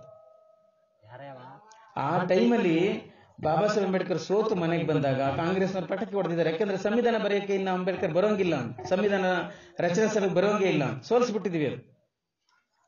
ಆ ಟೈಮಲ್ಲಿ ಅಂಬೇಡ್ಕರ್ ಅವ್ರಿಗೆ ಸಹಾಯ ಮಾಡಿದವರು ಮುಸಲ್ಮಾನರು ಮತ್ತು ಬ್ರಿಟಿಷರು ಇಬ್ರು ಸಹಾಯ ಮಾಡಿ. ಮುಂಬೈನಲ್ಲಿ ಸೋತಂತ ಅಂಬೇಡ್ಕರ್ ಅವ್ರನ್ನ ಪಶ್ಚಿಮ ಬಂಗಾಳ ಕರ್ಕೊಂಡೋಗಿ ಅಲ್ಲಿ ಒಂದು ಕ್ಷೇತ್ರಕ್ಕೆ ರಾಜೀನಾಮೆ ಕೊಡಿಸಿ ಒಬ್ಬ ಕ್ಯಾಂಡಿಡೇಟ್ಗೆ, ಜೋಗೇಂದ್ರನಾಥ್ ಮಂಡಲನವ್ರಿಗೆ, ಅಲ್ಲಿ ಅಂಬೇಡ್ಕರ್ ನಿಲ್ಲಿಸಿ ಮುಸಲ್ಮಾನರು, ಕ್ರಿಶ್ಚಿಯನ್ರು, ಬ್ರಿಟಿಷರು, ದಲಿತರು ಎಲ್ಲರೂ ಸಪೋರ್ಟ್ ಮಾಡಿ ಗೆಲ್ಲಿಸಿ ಬಾಬಾ ಸಾಹೇಬ್ನ ಪಾರ್ಲಿಮೆಂಟ್ ಕಳಿಸಿದ್ರು ಅವರು. ಹಂಗೆ ಬಾಬಾ ಸಾಹೇಬ್ ಪಾರ್ಲಿಮೆಂಟ್ಗೆ ಎಂಟ್ರಿ ತಗೊಂಡ್ರು. ಆ ಟೈಮಲ್ಲಿ ಬಾಬಾ ಸಾಹೇಬ್ ತುಂಬಾ ಕಷ್ಟಪಟ್ಟಿದ್ದಾರೆ. ಯಾಕಂದ್ರೆ ಸಂವಿಧಾನ ಬರೆಯೋ ಜಾಗ ಇದೆ ನೋಡಿ. ಸಂವಿಧಾನ ಎಷ್ಟು ಮುಖ್ಯ ಅಂದ್ರೆ, ನಾಳೆ ನಾವಿರ್ತೀವಿ, ಸತ್ತೋಯ್ತೀವಿ ನಾವು. ನಮ್ಮ ಮಕ್ಕಳು ಹುಡ್ತಾರೆ, ಅವರು ಸತ್ತೋಯ್ತಾರೆ. ಆದ್ರೆ ಸಂವಿಧಾನ ಮಾತ್ರ ಭಾರತ ಅನ್ನೋದು ಎಷ್ಟು ದೇಶ ಅನ್ನೋದು ಎಲ್ಲಿವರೆಗೆ ಇರ್ತದೆ ಅಲ್ಲಿವರೆಗೆ ಸಂವಿಧಾನ ಇದ್ದೇ ಇರ್ತದೆ. ಹೌದಾ? ನಮ್ಮ ಹತ್ರ ಹುಡ್ತಾ ಇರ್ತೀವಿ, ಸಾಯ್ತಾ ಇರ್ತೀವಿ, ಹುಡ್ತಾ ಇರ್ತೀವಿ, ಆದ್ರೆ ಸಂವಿಧಾನ ಮಾತ್ರ ಎಲ್ಲಿವರೆಗೆ ಇರ್ತದೋ ದೇಶ ಅಲ್ಲಿವರೆಗೂ ಇದ್ದೇ ಇರ್ತದೆ. ಹಂಗಾಗಿ ಅಂತಹ ಒಂದು ಶಾಶ್ವತವಾದ ಕೆಲಸದ ಜಾಗಕ್ಕೆ ನಾನು ಹೋಗ್ಬೇಕು ಅಂತ ಬಾಬಾ ಸಾಹೇಬರು ತುಂಬಾ ಹಠ ಮಾಡಿ ಮುಸ್ಲಿಮಾನ ಸಪೋರ್ಟ್ ತಗೊಂಡು, ಬ್ರಿಟಿಷ್ ಪ್ರೈಮ್ ಮಿನಿಸ್ಟರ್ ಸಪೋರ್ಟ್ ತಗೊಂಡು ಅವತ್ತು ಪಾರ್ಲಿಮೆಂಟ್ಗೆ ಎಂಟ್ರಿ ಆದ್ರು, ಸಂಸತ್ಗೆ ಸಂವಿಧಾನ ಬರೆದ್ರು. ಅದೊಂದು ಮಾತ್ರ ಅದು ದೊಡ್ಡ ಕೊಡುಗೆಯಾಗಿ ಉಳ್ಕೋತು. ಅವರು ಪ್ರೈಮ್ ಮಿನಿಸ್ಟರ್ ಹಾಕಾಗ್ಲಿಲ್ಲ, ಆದ್ರೆ ಕಾನೂನು ಬರೆದ್ರು. ಆದ್ರೆ ಕಾನೂನನ್ನ ಆಳುವಂತ, ಅದನ್ನ ಜಾರಿ ಮಾಡುವಂತ ಪ್ರೈಮ್ ಮಿನಿಸ್ಟರ್ಶಿಪ್ ಅವ್ರಿಗೆ ಸಿಗ್ಲಿಲ್ಲ. ಕಾನೂನು ಬರೆದ್ರು, ಅದನ್ನ ಜಾರಿ ಮಾಡುವಂತ ಪ್ರೈಮ್ ಮಿನಿಸ್ಟರ್ಶಿಪ್ ಅವ್ರಿಗೆ ಸಿಗ್ಲಿಲ್ಲ. ಅವ್ರು ಅದನ್ನ ಹೇಳಿದ್ರು, ನನ್ನ ಸಂವಿಧಾನ ಚೆನ್ನಾಗಿದೆ, ಅದಂಗಂತ ಎಲ್ಲರೂ ಹೇಳ್ತಿದ್ದಾರೆ, ನಾನು ಅದನ್ನು ಒಪ್ಕೋತೀನಿ, ಆದ್ರೆ ಇದು ಜಾರಿಗೆ ಬರ್ತದೆ ಅಂತ ನನಗೆ ನಂಬಿಕೆ ಇಲ್ಲ. ನನ್ನ ಸಂವಿಧಾನ ಚೆನ್ನಾಗಿದೆ ಅದಂತ ಎಲ್ಲರೂ ಹೇಳ್ತಿದ್ದಾರೆ, ಆದ್ರೆ ಇದು ಜಾರಿಗೆ ಬರುತ್ತೆ ಅಂತ ಮತ್ತೆ ನನಗೆ ನಂಬಿಕೆ ಇಲ್ಲ. ಯಾಕೆ ನಂಬಿಕೆ ಇಲ್ಲ ಅಂದ್ರೆ, ಸಂವಿಧಾನವನ್ನ ಜಾರಿ ಮಾಡೋ ಜಾಗದಲ್ಲಿ ಸಂವಿಧಾನದ ವಿರೋಧಿಗಳು ಕೂತಿದ್ದಾರೆ. ಸಂವಿಧಾನ ಜಾರಿ ಮಾಡೋ ಜಾಗದಲ್ಲಿ ಸಂವಿಧಾನದ ವಿರೋಧಿಗಳು ಕೂತಿದ್ದಾರೆ. ನೆಹರು ಅವ್ರು ನೇರವಾಗಿ ಹೇಳಿದ್ರು. ಆವತ್ತು ಹೇಳಿದ ಮಾತು ಇವತ್ತಿಗೂ ಅಪ್ಲೈ ಆಗುತ್ತೆ ಕಣ್ರಿ, ಇವತ್ತಿಗೂ ಅಪ್ಲೈ. ಸಂವಿಧಾನ ಚೆನ್ನಾಗಿದೆ, ಆದ್ರೆ ಕಟುಕರು, ಕ್ರೂರಿಗಳು, ನಯವಂಚಕರು ಆಳುವಂತ ಜಾಗದಲ್ಲಿ ಕೂತಿದ್ದಾರೆ. ಸಂವಿಧಾನದ ಎಲ್ಲ ಆಶಯಗಳನ್ನ ವಿಫಲ ಮಾಡ್ತಕ್ಕಂಥ, ಅದನ್ನ ಸೋಲಿಸ್ತಕ್ಕಂಥ ಜನ ಮನಸ್ಥಿತಿಯವರೇ ಪಾರ್ಲಿಮೆಂಟ್. ಆವತ್ತಿಂದ ಇವತ್ತಲ್ಲ, ಆವತ್ತಿಂದಲೂ 1947ರಿಂದ ಇವತ್ತಿನವರೆಗೂ ಕೂತಿದ್ದಾರೆ. ಸಂವಿಧಾನ ಹೆಂಗ್ ಜಾರಿ ಆಗುತ್ತೆ ಹೇಳಿ? ನಿಮ್ಗೊಂದು ಉದಾಹರಣೆ ಹೇಳ್ತೀನಿ. ಸಂವಿಧಾನ ಹೆಂಗೆ ಕೆಡಿಸಿದ್ದಾರೆ ಒಂದು ಉದಾಹರಣೆ ಹೇಳ್ತೀನಿ ಕೇಳಿ. ಬಿಜೆಪಿಯವರು ಸಂವಿಧಾನವನ್ನ ಬದಲಾಯಿಸ್ತೀವಿ ಅಂದಾಗ ನಿಮಗೆ ಕೋಪ ಬರ್ತದೆ, ಸಿಟ್ಟು ಬರುತ್ತೆ ಅಲ್ವಾ? ಹೌದಾನೆ? ಸಿಟ್ಟು ಬರ್ತದೆ. ಆದ್ರೆ ಕಾಂಗ್ರೆಸ್ನವರು ನಿಮ್ಗೆ ಹೇಳೇ ಇಲ್ಲ ಸಂವಿಧಾನ ಹೆಂಗ್ ಬದಲಾಯಿಸಿದ್ದಾರೆ. 2 ಉದಾಹರಣೆ ಹೇಳ್ತೀನಿ ಕೇಳಿ. ನಿಮ್ಗೆ 100 ಉದಾಹರಣೆ ಹೇಳಬಲ್ಲೆ ನಾನು, ಆದ್ರೆ ಟೈಮ್ ಇಲ್ಲ ಅಷ್ಟೊಂದು. ಬರೀ 2 ಉದಾಹರಣೆ. ಸಂವಿಧಾನವನ್ನ ನಮ್ಮ ಕಣ್ಣೆದುರಿಗೆ ಹೆಂಗ್ ಕೊಂದಾಕಿದ್ದಾರೆ. ಬಿಜೆಪಿ ಅವರು ಬಾಯಿ ಬಿಟ್ಟು ಜೋರಾಗಿ ಹೇಳ್ತಾರಲ್ಲ, ನಮಗದು ಕಣ್ಣು ಕಾಣಿಸ್ತಾ ಇದೆ. ಅದು ಇಲ್ಲಿ ಒಳಗೆ ಮರದ ಒಳಗಡೆ ಹುಳ ಸೇರ್ಕೊಂಡು ಒಳಗಡೆ ಕೊರ್ದಾಕ್ಬಿಡುತ್ತೆ, ನೋಡಿದ್ರೆ ಮರನೆಲ್ಲನ. ಹಂಗೆ ಕಾಂಗ್ರೆಸ್ ಇವರು ಸಂವಿಧಾನನ ಹೆಂಗೆ ನಾಶ ಮಾಡಿದ್ದಾರೆ ಅಂತ ಒಂದು ಉದಾಹರಣೆ ಹೇಳ್ತೀನಿ ನಿಮ್ಗೆ. 1-2 ಉದಾಹರಣೆ ಹೇಳ್ತೀನಿ ಕೇಳಿ.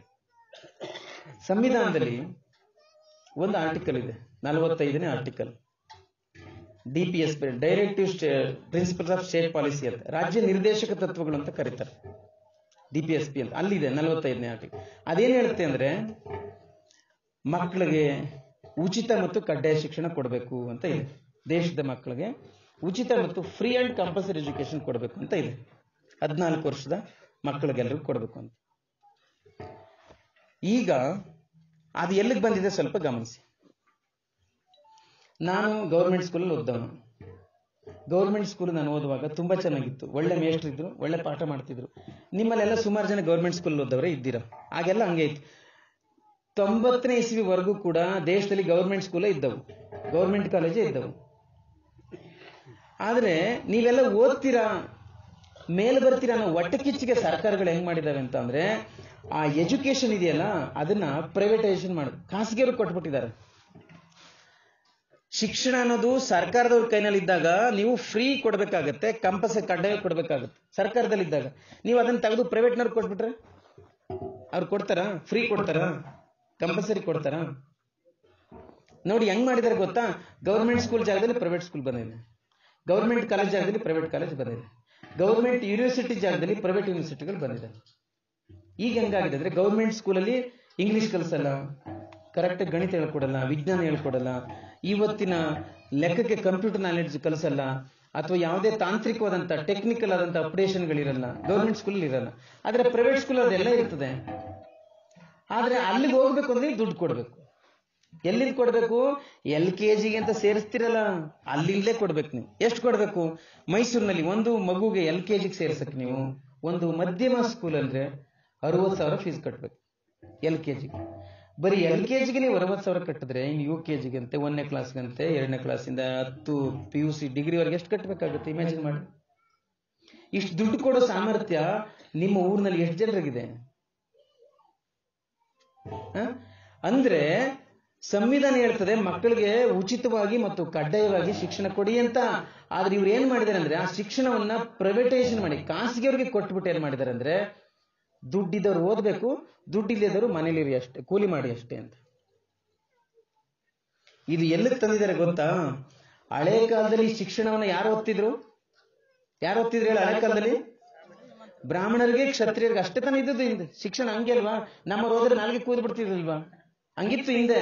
ಈಗ ಹೆಂಗ್ ಮಾಡೋರು ಅಂದ್ರೆ ಎಜುಕೇಶನ್ ಪ್ರೈವೇಟ್ ಮಾಡ್ಬಿಟ್ಟು ಯಾರಿಗೆ ದುಡ್ಡಿದೆ ಅವರು ಓದ್ಲಿ, ಇಲ್ದೇದವರು ಕೂಲಿ ಮಾಡ್ಲಿ, ಜೀತ ಮಾಡ್ಲಿ. ನೋಡಿ ಸಂವಿಧಾನವನ್ನ ಹೆಂಗೆ ಒಳೊಳಗೆ ಕಾಂಗ್ರೆಸ್ ಸರ್ಕಾರ ಹೆಂಗೆ ಕೊಂದಾಕಿದೆ ಅಂತ, ನಾಶ ಮಾಡಿದೆ ಅಂತ. ನನಗೆ ದುಃಖ ಆಗೋದೇನಂತ ಅಂದ್ರೆ, ನಾನೊಬ್ಬ ಮೇಷ್ಟ್ರು, ನಾನು ಅದು ಯಾರಿಗ ಮೇಷ್ಟ್ರು? IAS ಓದುವಂತ ಪರೀಕ್ಷೆ, IAS ಎಕ್ಸಾಮ್ ತಗೋತಾರಲ್ಲ ಡೆಲ್ಲಿಯಲ್ಲಿ, DC SP ಗಳಾಗ್ತಕ್ಕಂಥವ್ರಿಗೆ ನಾನು ಮೇಷ್ಟ್ರು. ನಾನು ಅಲ್ಲಿಗೆ ದೇಶದ ಎಲ್ಲ ಹುಡುಗರು ಬರ್ತಾರೆ. ನಾನು ಲಕ್ಷಾಂತರ ಜನ ಸ್ಟೂಡೆಂಟ್ಸ್ ನಾನು ನೋಡಿದ್ದೀನಿ. ಆಯ್ತು. ನನಗೆ ದುಃಖ ಆಗೋದೇನಂದ್ರೆ, ಪ್ರತಿ ಹಳ್ಳಿಲಿ ಬಡವ್ರ ಮಕ್ಕಳು ಒಂದು 20 ಜನ 30 ಜನ ಇದ್ದೇ ಇರ್ತವೆ. ಅವ್ರಿಗೆ ಅವ್ರ ಅಪ್ಪ ಓದಿರಿಗೆ ಒಂದು ಬ್ಯಾಗ್ ತಗೊಳಕ್ಕೂ ಕಷ್ಟ ಇರುತ್ತೆ, ಒಂದು ನೋಟ್ ಬುಕ್ ತಗೊಳಕ್ಕೂ ಕಷ್ಟ. ಅವರು ನಾಳೆಗೆ ಹೆಂಗ್ ಬದುಕ್ತಾರೆ, ಹೆಂಗ್ ಸರ್ವೈವ್ ಆಗ್ತಾರೆ, ಅವರು ಹೆಂಗ್ ಉಳಿತಾರೆ, ಅವರು ಈ ಗ್ಲೋಬಲೈಸೇಷನ್ ಯುಗದಲ್ಲಿ ನಾಳೆಗೆ ಹೆಂಗ್ ಉಳಿತಾರೆ, ಅವ್ರ ಗತಿ ಏನು ಅಂತ ಹಿಂಗ್ ಮಾಡಿದ್ದಾರೆ. ಬಾಬಾ ಸಾಹೇಬ್ ಏನ್ ಹೇಳಿದ್ರು? ನನ್ನ ಸಂವಿಧಾನ ಚೆನ್ನಾಗಿದೆ, ಆದ್ರೆ ಅದನ್ನ ಜಾರಿ ಮಾಡುವ ಜಾಗದಲ್ಲಿ ಸಂವಿಧಾನದ ವಿರೋಧಿಗಳು ಕುಳಿತಿದ್ದಾರೆ. ಇವತ್ತು ಹಂಗೆ ಮಾಡಿದ್ರು, ಸಂವಿಧಾನ ಈ ತರ ಹಾಳಾಗಿದೆ. ಇನ್ನೊಂದು ಉದಾಹರಣೆ ಹೇಳ್ತೀನಿ ಕೊನೆಯದಾಗಿ. ಸಂವಿಧಾನದಲ್ಲಿ ಮೀಸಲಾತಿ ಇದೆ, ಮೀಸಲಾತಿ. ಸೊ ನಿಮ್ಗೆ ಗೊತ್ತಿದೆ ಅಂತ ಕೇಳಕ್ ಹೇಳ್ತೀನಿ, ನೋಡೋಣ ಹೇಳ್ತೀರಾ? ಗೊತ್ತಾ? ನನ್ನ ಪ್ರಶ್ನೆಗೆ ಉತ್ತರ ಕೊಡಿ. SC ಗಳಿಗೆ ಎಷ್ಟು % ಮೀಸಲಾತಿ ಇದೆ? ಎಷ್ಟಿದೆ?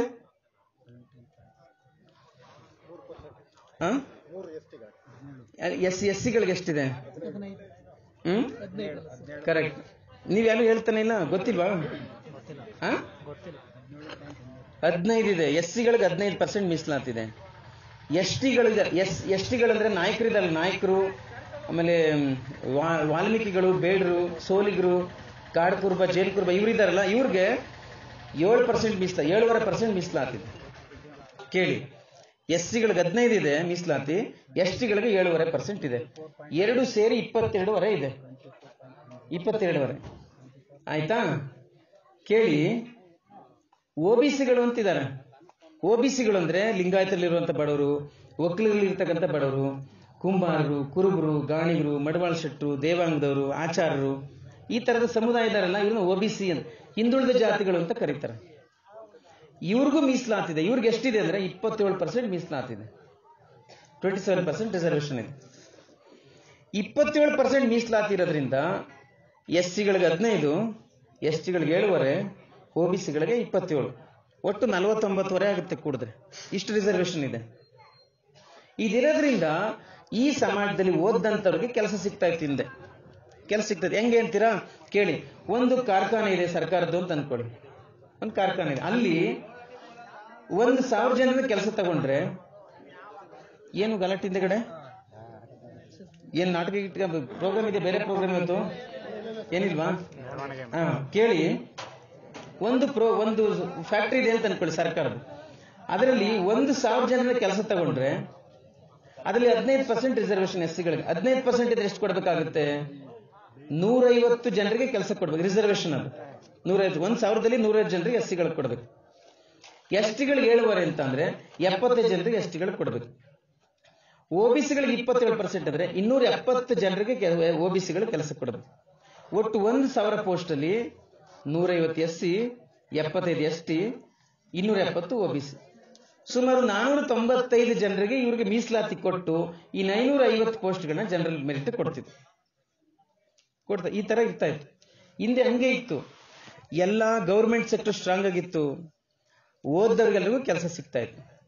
ಆದ್ರೆ ಈಗ ಏನ್ ಮಾಡಿದಾರೆ ಅಂದ್ರೆ, ನಿಮ್ಗೆ ಕೆಲಸ ಸಿಕ್ಕಿದಾಗ ನೀವು ಚೆನ್ನಾಗಾದ್ರಲ್ಲ ಮನೆ ಕಟ್ಕೊಂಡು ಎಲ್ಲ ಒಳ್ಳೆ ಕಾರ್ ತಗೊಂಡು ಮಕ್ಕಳನ್ನೆಲ್ಲ ಓದಿಸಿ ಚೆನ್ನಾಗ, ಅದಕ್ಕೆ ಸರ್ಕಾರಗಳಿಗೆ ಹೊಟ್ಟೆ ಕಿಚ್ಚು ಬಂದಿದೆ ನಿಮ್ಮ ಮೇಲೆ.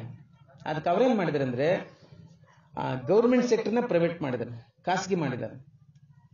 ಅಂದ್ರೆ ಎಲ್ಲೆಲ್ಲಿ ಉದ್ಯೋಗ ಸೃಷ್ಟಿಯಾಗುತ್ತೆ, ಎಲ್ಲೆಲ್ಲಿ ಮೀಸಲಾತಿದೆ ಅದನ್ನೆಲ್ಲ ಪ್ರೈವೇಟ್ನವರು ಕೊಟ್ಟಿದ್ದಾರೆ. ನಿಮ್ಗೆ ಆಶ್ಚರ್ಯ ಆಗುತ್ತೆ. ನೀವು ಸಿಮೆಂಟ್ ಬಳಸ್ತಿರಲ್ಲ ಮನೆ ಕಟ್ಟಕ್ಕೆ, ಅದು ಸರ್ಕಾರಿ ಕಾರ್ಖಾನೆ ಆಗಿತ್ತು ಮೊದಲು, ರಿಸರ್ವೇಶನ್ ಇತ್ತು, 1000 ಜನರಿಗೆ ಕೆಲಸ ಸಿಕ್ತಿತ್ತು. ಈಗ ಅದು ಪ್ರೈವೇಟ್ ಅವ್ರಿಗೆ ಆಗೋಗಿದೆ. ನೀವು ಕಬ್ಬಣ ಬಳಸ್ತಿರಲ್ಲ, ಕಬ್ಬಣದ ಕಾರ್ಖಾನೆ ಮೊದಲು ಸರ್ಕಾರದವ್ರದ್ದು ಇತ್ತು, ಲಕ್ಷಾಂತರ ಉದ್ಯೋಗಗಳು ಸೃಷ್ಟಿ ಆಗ್ತಿತ್ತು. ಈಗ ಅದು ಪ್ರೈವೇಟ್ನವ್ರು ಕೊಟ್ಟಿದ್ದಾರೆ. ಏರೋಪ್ಲೇನ್ ಪ್ರೈವೇಟ್ನವ್ರಿಗೆ ಕೊಟ್ಟಿದ್ದಾರೆ, ರೈಲ್ವೆ ಪ್ರೈವೇಟ್ನವ್ರಿಗೆ ಕೊಟ್ಟಿದ್ದಾರೆ, ಎಲೆಕ್ಟ್ರಿಸಿಟಿ ಪ್ರೈವೇಟ್ನವ್ರಿಗೆ ಕೊಟ್ಟಿದ್ದಾರೆ, ನಿಮ್ಮ ಬಸ್ಸು KSRTC ಬಸ್ ಇದೆಯಲ್ಲ ಪ್ರೈವೇಟ್ನವ್ರಿಗೆ ಕೊಟ್ಟಿದ್ದಾರೆ, ನೀವು ಬಳಸೋ ಸೋಪು ಪ್ರೈವೇಟ್ನವ್ರಿಗೆ ಕೊಟ್ಟಿದ್ದಾರೆ, ಪೆಟ್ರೋಲಿಯಂ, ಗ್ಯಾಸ್, ಅಂದ್ರೆ ದೇಶದಲ್ಲಿ ಏನೇನು ಇಂಡಸ್ಟ್ರಿ ಅನ್ನೋದು ಇದೆ ಸರ್ಕಾರದ ಕೈನಲ್ಲಿ ಅದನ್ನೆಲ್ಲ ಪ್ರೈವೇಟ್ನವ್ರಿಗೆ ಕೊಟ್ಬಿಟ್ಟು. ಯಾಕೆ ಪ್ರೈವೇಟ್ನವ್ರಿಗೆ ಕೊಟ್ಟಿದ್ದಾರೆ ಅಂತ ಅಂದ್ರೆ, ನೀವು ಗೌರ್ಮೆಂಟ್ ಇದ್ರೆ ನಿಮಗೆ ಮೀಸಲಾತಿ ಕೊಡ್ಬೇಕಾಗುತ್ತೆ, ನಿಮ್ ಪಾಲ್ ಕೊಡ್ಬೇಕಾಗುತ್ತೆ. ಪ್ರೈವೇಟ್ ಕೊಟ್ರೆ ನೀವು ಕೇಳಕ್ಕಾಗಲ್ಲ. ಹಿಂಗೆ ಮಾಡಿದ್ದಾರೆ. ಅದಕ್ಕೆ ಬಂಧುಗಳೇ, ನಾನು ಕೊನೆಯದಾಗಿ ಒಂದು ಮಾತು ಹೇಳಿ ನಾನು ಮಾತು ಮುಗಿಸ್ತೀನಿ. ಬಾಬಾ ಸಾಹೇಬ್ ಏನ್ ಹೇಳಿದ್ರು, ನನ್ನ ಸಂವಿಧಾನ ಚೆನ್ನಾಗಿದೆ ಆದ್ರೆ ಅದು ಜಾರಿಗೆ ಬರಲ್ಲ. ಯಾಕೆ ಜಾರಿಗೆ ಬರಲ್ಲ ಅಂದ್ರೆ, ಸಂವಿಧಾನ ಜಾರಿ ಮಾಡೋ ಜಾಗದಲ್ಲಿ ಸಂವಿಧಾನ ವಿರೋಧಿಗಳು ಕುಳಿತಿದ್ದಾರೆ. ಸಂವಿಧಾನ ವಿರೋಧಿಗಳನ್ನ ಆಯ್ಕೆ ಮಾಡ್ತಿರೋರು ಯಾರು? ಯಾರು? ಜೋರಾಗಿ ಯಾರು ಅಂತ? ನಾವು. ಹೌದ್ ತಾನೆ? ನಮ್ಮ ಮಕ್ಕಳು ಇವತ್ತು ಕಷ್ಟ ಸಿಕ್ಕಾಕೊಂಡಿದ್ರೆ ಅದಕ್ಕೆ ಕಾರಣ ಯಾರು? ಜೋರಾಗಿ ಹೇಳಿ. ನಾವು. ನಮ್ಮ ಮಕ್ಕಳಿಗೆ ಇವತ್ತು ಉದ್ಯೋಗ ಸಿಗ್ತಿಲ್ಲ ಅದಕ್ಕೆ ಕಾರಣ ಯಾರು? ನಾವು. ಯಾಕೆಂದ್ರೆ ಇಲ್ಲಿವರೆಗೆ ಕಾಂಗ್ರೆಸ್ಗೆ, ಇಲ್ಲಿವರೆಗೆ ಬಿಜೆಪಿಗೆ, ನಮ್ಮ ಕೊರಳು ಕುಯ್ಯವರೆಗೆ ನಾವು ಅಧಿಕಾರ ಕೊಟ್ಟಿದ್ದೀವಿ. ಅವರು 1% ಇಲ್ಲ 2% ಇಲ್ಲ, ಅವ್ರನ್ನ ಪಟ್ಟದ ಮೇಲೆ ಕೂರಿಸ್ಬಿಟ್ಟು ನಾವು ದೇಶ ಆಳ್ತೀವಿ. ನಾವು ಇವತ್ತು ಅವ್ರನ್ನ ಬೇಡ್ತಾ ಇದ್ದೀವಿ. ಇದಕ್ಕೆ ಒಂದೇ ಪರಿಹಾರ, ನಾವು ರೂಲಿಂಗ್ ಕ್ಲಾಸ್ ನಾವು ಆಳುವರ್ಗ ಆಗ್ಬೇಕು. ನಾವು ಆಳುವರ್ಗ. ನಮ್ಮ ಎಷ್ಟೋ ಜನ ದಲಿತ ನಾಯಕರು, ಸನ್ಮಾನ್ಯ ಖರ್ಗೆ ಅವರು, ಸನ್ಮಾನ್ಯ ಪರಮೇಶ್ವರ್ ಅವರು, ಸನ್ಮಾನ್ಯ KH ಮುನಿಯಪ್ಪನವರು, ಧ್ರುವ ನಾರಾಯಣ ಅವರು, ಶ್ರೀನಿವಾಸ್ ಪ್ರಸಾದ್ ಅವರು, ಬೇರೆಯವ್ರ ಮನೆ ಕಟ್ಟಕ್ಕೆ ಇಲ್ಲಿವರೆಗೆ ತಮ್ಮ ಆಯುಸ್ ಕಳ್ಕೊಂಡಿದ್ದಾರೆ, ತಮ್ಮ ಆರೋಗ್ಯ ಕಳ್ಕೊಂಡಿದ್ದಾರೆ. ಕಂಡವ್ರ ಮನೆ ಕಟ್ಟಕ್ಕೆ, ಕಾಂಗ್ರೆಸ್ ಮನೆ ಕಟ್ಟಕ್ಕೆ, ಬಿಜೆಪಿ ಮನೆ ಕಟ್ಟಕ್ಕೆ ತಮ್ಮ ಆಯುಸ್ಸು ಆರೋಗ್ಯನ ಕಳ್ಕೊಂಡು ಹಣ್ಣಾಗಿ ಕೂತಿದ್ದಾರೆ. ಇವತ್ತು ಸ್ವಂತ ಮನೆ ಕಟ್ಟದೆ ಯಾವಾಗ? ನಾವು ಬಾಬಾ ಸಾಹೇಬ್ರ ಮನೆ ಕಟ್ಟದೆ ಯಾವಾಗ? ನಾವು ಸ್ವಂತ ಮನೆ ಕಟ್ಟದೆ ಹೋದ್ರೆ, ಬಾಬಾ ಸಾಹೇಬ್ರ ಮನೆ ಕಟ್ಟದೆ ಹೋದ್ರೆ ನಮ್ಮ ಮುಂದಿನ ಪೀಳಿಗೆಗೆ ಭವಿಷ್ಯ ಇರಲ್ಲ, ಭವಿಷ್ಯ ಇರಲ್ಲ. ಹಂಗಾಗಿ ಬಂಧುಗಳೇ, ಬಾಬಾ ಸಾಹೇಬ್ ಹೇಳಿದ್ರೇನು, ನನ್ನ ಜೀವನವೇ ನನ್ನ ಸಂದೇಶ ಅಂತ. ನಾವು ದೇಶ ಆಳ್ಬೇಕು ಅಂತ ಅವ್ರು ಕರೆ ಕೊಟ್ಟಿದ್ದಾರೆ. ದೇಶ ಆಳ್ಬೇಕು ಅಂದ್ರೆ ಯಜಮಾನರಾಗಬೇಕು. You must become rulers of this country ಅಂತ. ನೀವು ಈ ದೇಶವನ್ನ ಆಳುವರ್ಗ ಆಗ್ಲೇಬೇಕು ಅಂತ. ಬಾಬಾ ಆಳುವರ್ಗ ಆಗ್ಬೇಕಾದ್ರೆ ಯಜಮಾನರಾಗಬೇಕಾಗುತ್ತೆ. ಯಜಮಾನರಾಗಬೇಕಾದ್ರೆ ನಾವು ಯಜಮಾನಿಗೆ ಬೇಕಾದ ನಡೆನುಡಿಗಳನ್ನ ಕಲಿಬೇಕಾಗತ್ತೆ. ಹುಷಾರ್. ದಲಿತರು ಅಂದ್ರೆ ಕೀಳು ಅವೆಲ್ಲ ಹಳೆ. ನಾವೀಗ ಯಜಮಾನರಾಗಬೇಕು ಅಂತ ಬಾಬಾ ಸಾಹೇಬ್, ನೀವು ರೂಲರ್ಸ್ ಆಗ್ಬೇಕು. ರೂಲರ್ಸ್ ಆಗ್ಬೇಕಾದ್ರೆ ಶುದ್ಧವಾಗಿ ಬದುಕಬೇಕು, ಶುದ್ಧವಾದ ನಡೆನುಡಿ ಕಲಿಬೇಕು. ನಮ್ಮ ಕಮ್ಯುನಿಟಿಗೆ ಪ್ರತಿ ಸಂದರ್ಭದಲ್ಲೂ ಗೌರವ ಬರುವಂಗ್ ಬದುಕಬೇಕು, ನಾವು ರೆಸ್ಪೆಕ್ಟ್ ಬರುವಂಗ್ ಬದುಕಬೇಕು. ನಾವು ಅದನ್ನೇ ಬಾಬಾ ಸಾಹೇಬ್ ನನ್ನ ಜೀವನವೇ ನನ್ನ ಸಂದೇಶ ಅಂತ ಹೇಳಿ ನಮ್ಮ ಮುಂದಿನ ಪೀಳಿಗೆಗೆ ಒಳ್ಳೆ ಶಿಕ್ಷಣ ಕೊಡಿ. ನಾನು ನಿಮ್ಮಲ್ಲಿ ವಿದ್ಯಾವಂತರಿದ್ದಾರಲ್ವಾ? ವಿದ್ಯಾವಂತರಿದ್ದಾರೆ. BA ಓದೋರು, MA ಓದೋರು, B.Ed ಮಾಡಿದವರೆಲ್ಲ ಇದ್ದಾರೆ. D.Ed B.Ed ಮಾಡಿ. ಈಗ ಎಷ್ಟೋ ಜನ ಬಡವ್ರ ಮಕ್ಕಳಿದ್ದಾರೆ ಇಲ್ಲಿ, ಅವ್ರಿಗೆ ಕಾನ್ವೆಂಟ್ ಕಳ್ಸಕ್ ಆಗಲ್ಲ. ಅವ್ರಿಗೆಲ್ಲ ಎಜುಕೇಶನ್ ಟ್ಯೂಷನ್ ಮಾಡಿ. ನಾನು ಹೇಳ್ತೀನಿ, ಈಗ ನೋಡಿ, ಈಗ 20 ಮಕ್ಕಳು ಇರ್ತವೆ ಅನ್ಕೊಳ್ಳಿ, ಅವ್ರಿಗೆ ಕಾನ್ವೆಂಟ್ ಕಳ್ಸಕ್ ಆಗಲ್ಲ, ಅಪ್ಪ ಅಮ್ಮಂದಿರು ಕಳ್ಸಕ್ ಆಗಲ್ಲ. ಅವ್ರೇನಾಗ್ಬೇಕು ನಾಳೆಗೆ? ನೀವು ಸಂಘ ನಿಮ್ ಸಂಘ ಇದೆ ಅಲ್ವಾ, ಇಲ್ಲಿ ಅಂಬೇಡ್ಕರ್ ಸಂಘ ಅಂತ ಇದೆ ತಾನೆ? ಸಂಘದವ್ರಿಗೆ ಏನ್ ಕೆಲಸ? ಸಂಘದವರು ಈ ತರದ ಬುದ್ಧಿವಂತರು ಹಿಡಿದು ಅವ್ರಿಗೆ ಮಕ್ಕಳಿಗೆ ಪಾಠ ಮಾಡಿಸಿ, ಪ್ರತಿ ದಿವಸ ಊರಿನಲ್ಲಿ 1 ಗಂಟೆ 2 ಗಂಟೆ ಪಾಠ ಹೇಳ್ಕೊಡ್ಬೇಕು. ಯಾರು ವಿದ್ಯಾವಂತರಾಗಿರೋರು, ಕಲ್ತಿರೋರು ಹೇಳ್ಕೊಡ್ಬೇಕು. ನಮ್ಮಲ್ಲಿ ಹಳ್ಳಿಗಳಲ್ಲಿ ಹೆಂಗೆ ಅಂದ್ರೆ, ಅವರಪ್ಪ ಹಂಗೆ, ಇರೋವ ಹಿಂಗೆ, ಅವ್ರಿಗೆ ಯಾಕೆ ಹೇಳ್ಕೊಡ್ಬೇಕು ನಾವು? ಈ ತರದೆಲ್ಲ ಹೊಟ್ಟೆ ಕಿಚ್ಚು ಜಗಳ ಎಲ್ಲ ಇರ್ತದೆ. ಆದ್ರೆ ವಿದ್ಯಾವಂತರು ಅದನ್ನೆಲ್ಲ ತಗೋಬಾರ್ದು. ಅದೇನೋ ಅವ್ರ ಜಗಳ ಅವ್ರು ಬಿಟ್ಬಿಡಿ. ಅದನ್ನ ಮಕ್ಕಳು ಅಷ್ಟೇ. ಯಾರ ಮಕ್ಕಳು ಆದ್ರೇನಂತೆ? ನಮ್ಮ ಸಮುದಾಯದ ಮಕ್ಕಳು ಅಷ್ಟೇ. ಅವ್ರಿಗೆ ಹೇಳ್ಕೊಡಿ, ಗಣಿತ ಹೇಳ್ಕೊಡಿ, ಇಂಗ್ಲಿಷ್ ಹೇಳ್ಕೊಡಿ, ವಿಜ್ಞಾನ ಹೇಳ್ಕೊಡಿ. ನಿಮ್ಗೆ ಏನೇನು ಗೊತ್ತಿದೆ ಅದನ್ನ ಕಲಿಸಿ. ಅವ್ರಿಗೆ ಶುದ್ಧವಾಗಿರೋದನ್ನ, ಕ್ಲೀನ್ ಆಗಿರೋದನ್ನ ಹೇಳ್ಕೊಡಿ. ಕುಡಿಬಾರ್ದು, ಯಾವುದೇ ಮಾದಕ ವಸ್ತುಗಳನ್ನ ಪಡ್ಕೋಬಾರ್ದು. ಚಿಕ್ಕ ಮಕ್ಕಳನ್ನ ಹೇಳ್ಕೊಡಿ. ನಮ್ಮ ವಂಶಸ್ಥರು ಬುದ್ಧ, ಬಸವಣ್ಣ, ಅಂಬೇಡ್ಕರ್ ಇಂಥ ದೊಡ್ಡವರು ನಮ್ಮ ವಂಶಸ್ಥರು. ನಾವು ಸಣ್ಣವ್ರಂಗೆ ಬದುಕಬಾರ್ದು ಅಂತ ಹೇಳ್ಕೊಡಿ. ಅವ್ರಿಗೆ ಹೇಳ್ಕೊಡಿ. ಆಗೇನಾಗುತ್ತೆ ಅಂದ್ರೆ ನೋಡಿ, ಬುದ್ಧ ನಿಮಗೆ ನೀವೇ ಬೆಳಕು ಅಂತ ಹೇಳಿರೋದು. ಹಂಗಾಗಿ ನಮ್ಮನ್ನು ಯಾರೋ ಬಂದು ಉದ್ಧಾರ ಮಾಡಲ್ಲ, ನಮಗೆ ನಾವೇ ಉದ್ಧಾರ ಮಾಡ್ಕೋಬೇಕಾಗಿದೆ, ನಮ್ಮನ್ನ ನಾವೇ ರಕ್ಷಣೆ ಮಾಡ್ಕೋಬೇಕಾಗಿದೆ ಬಂಧುಗಳೇ.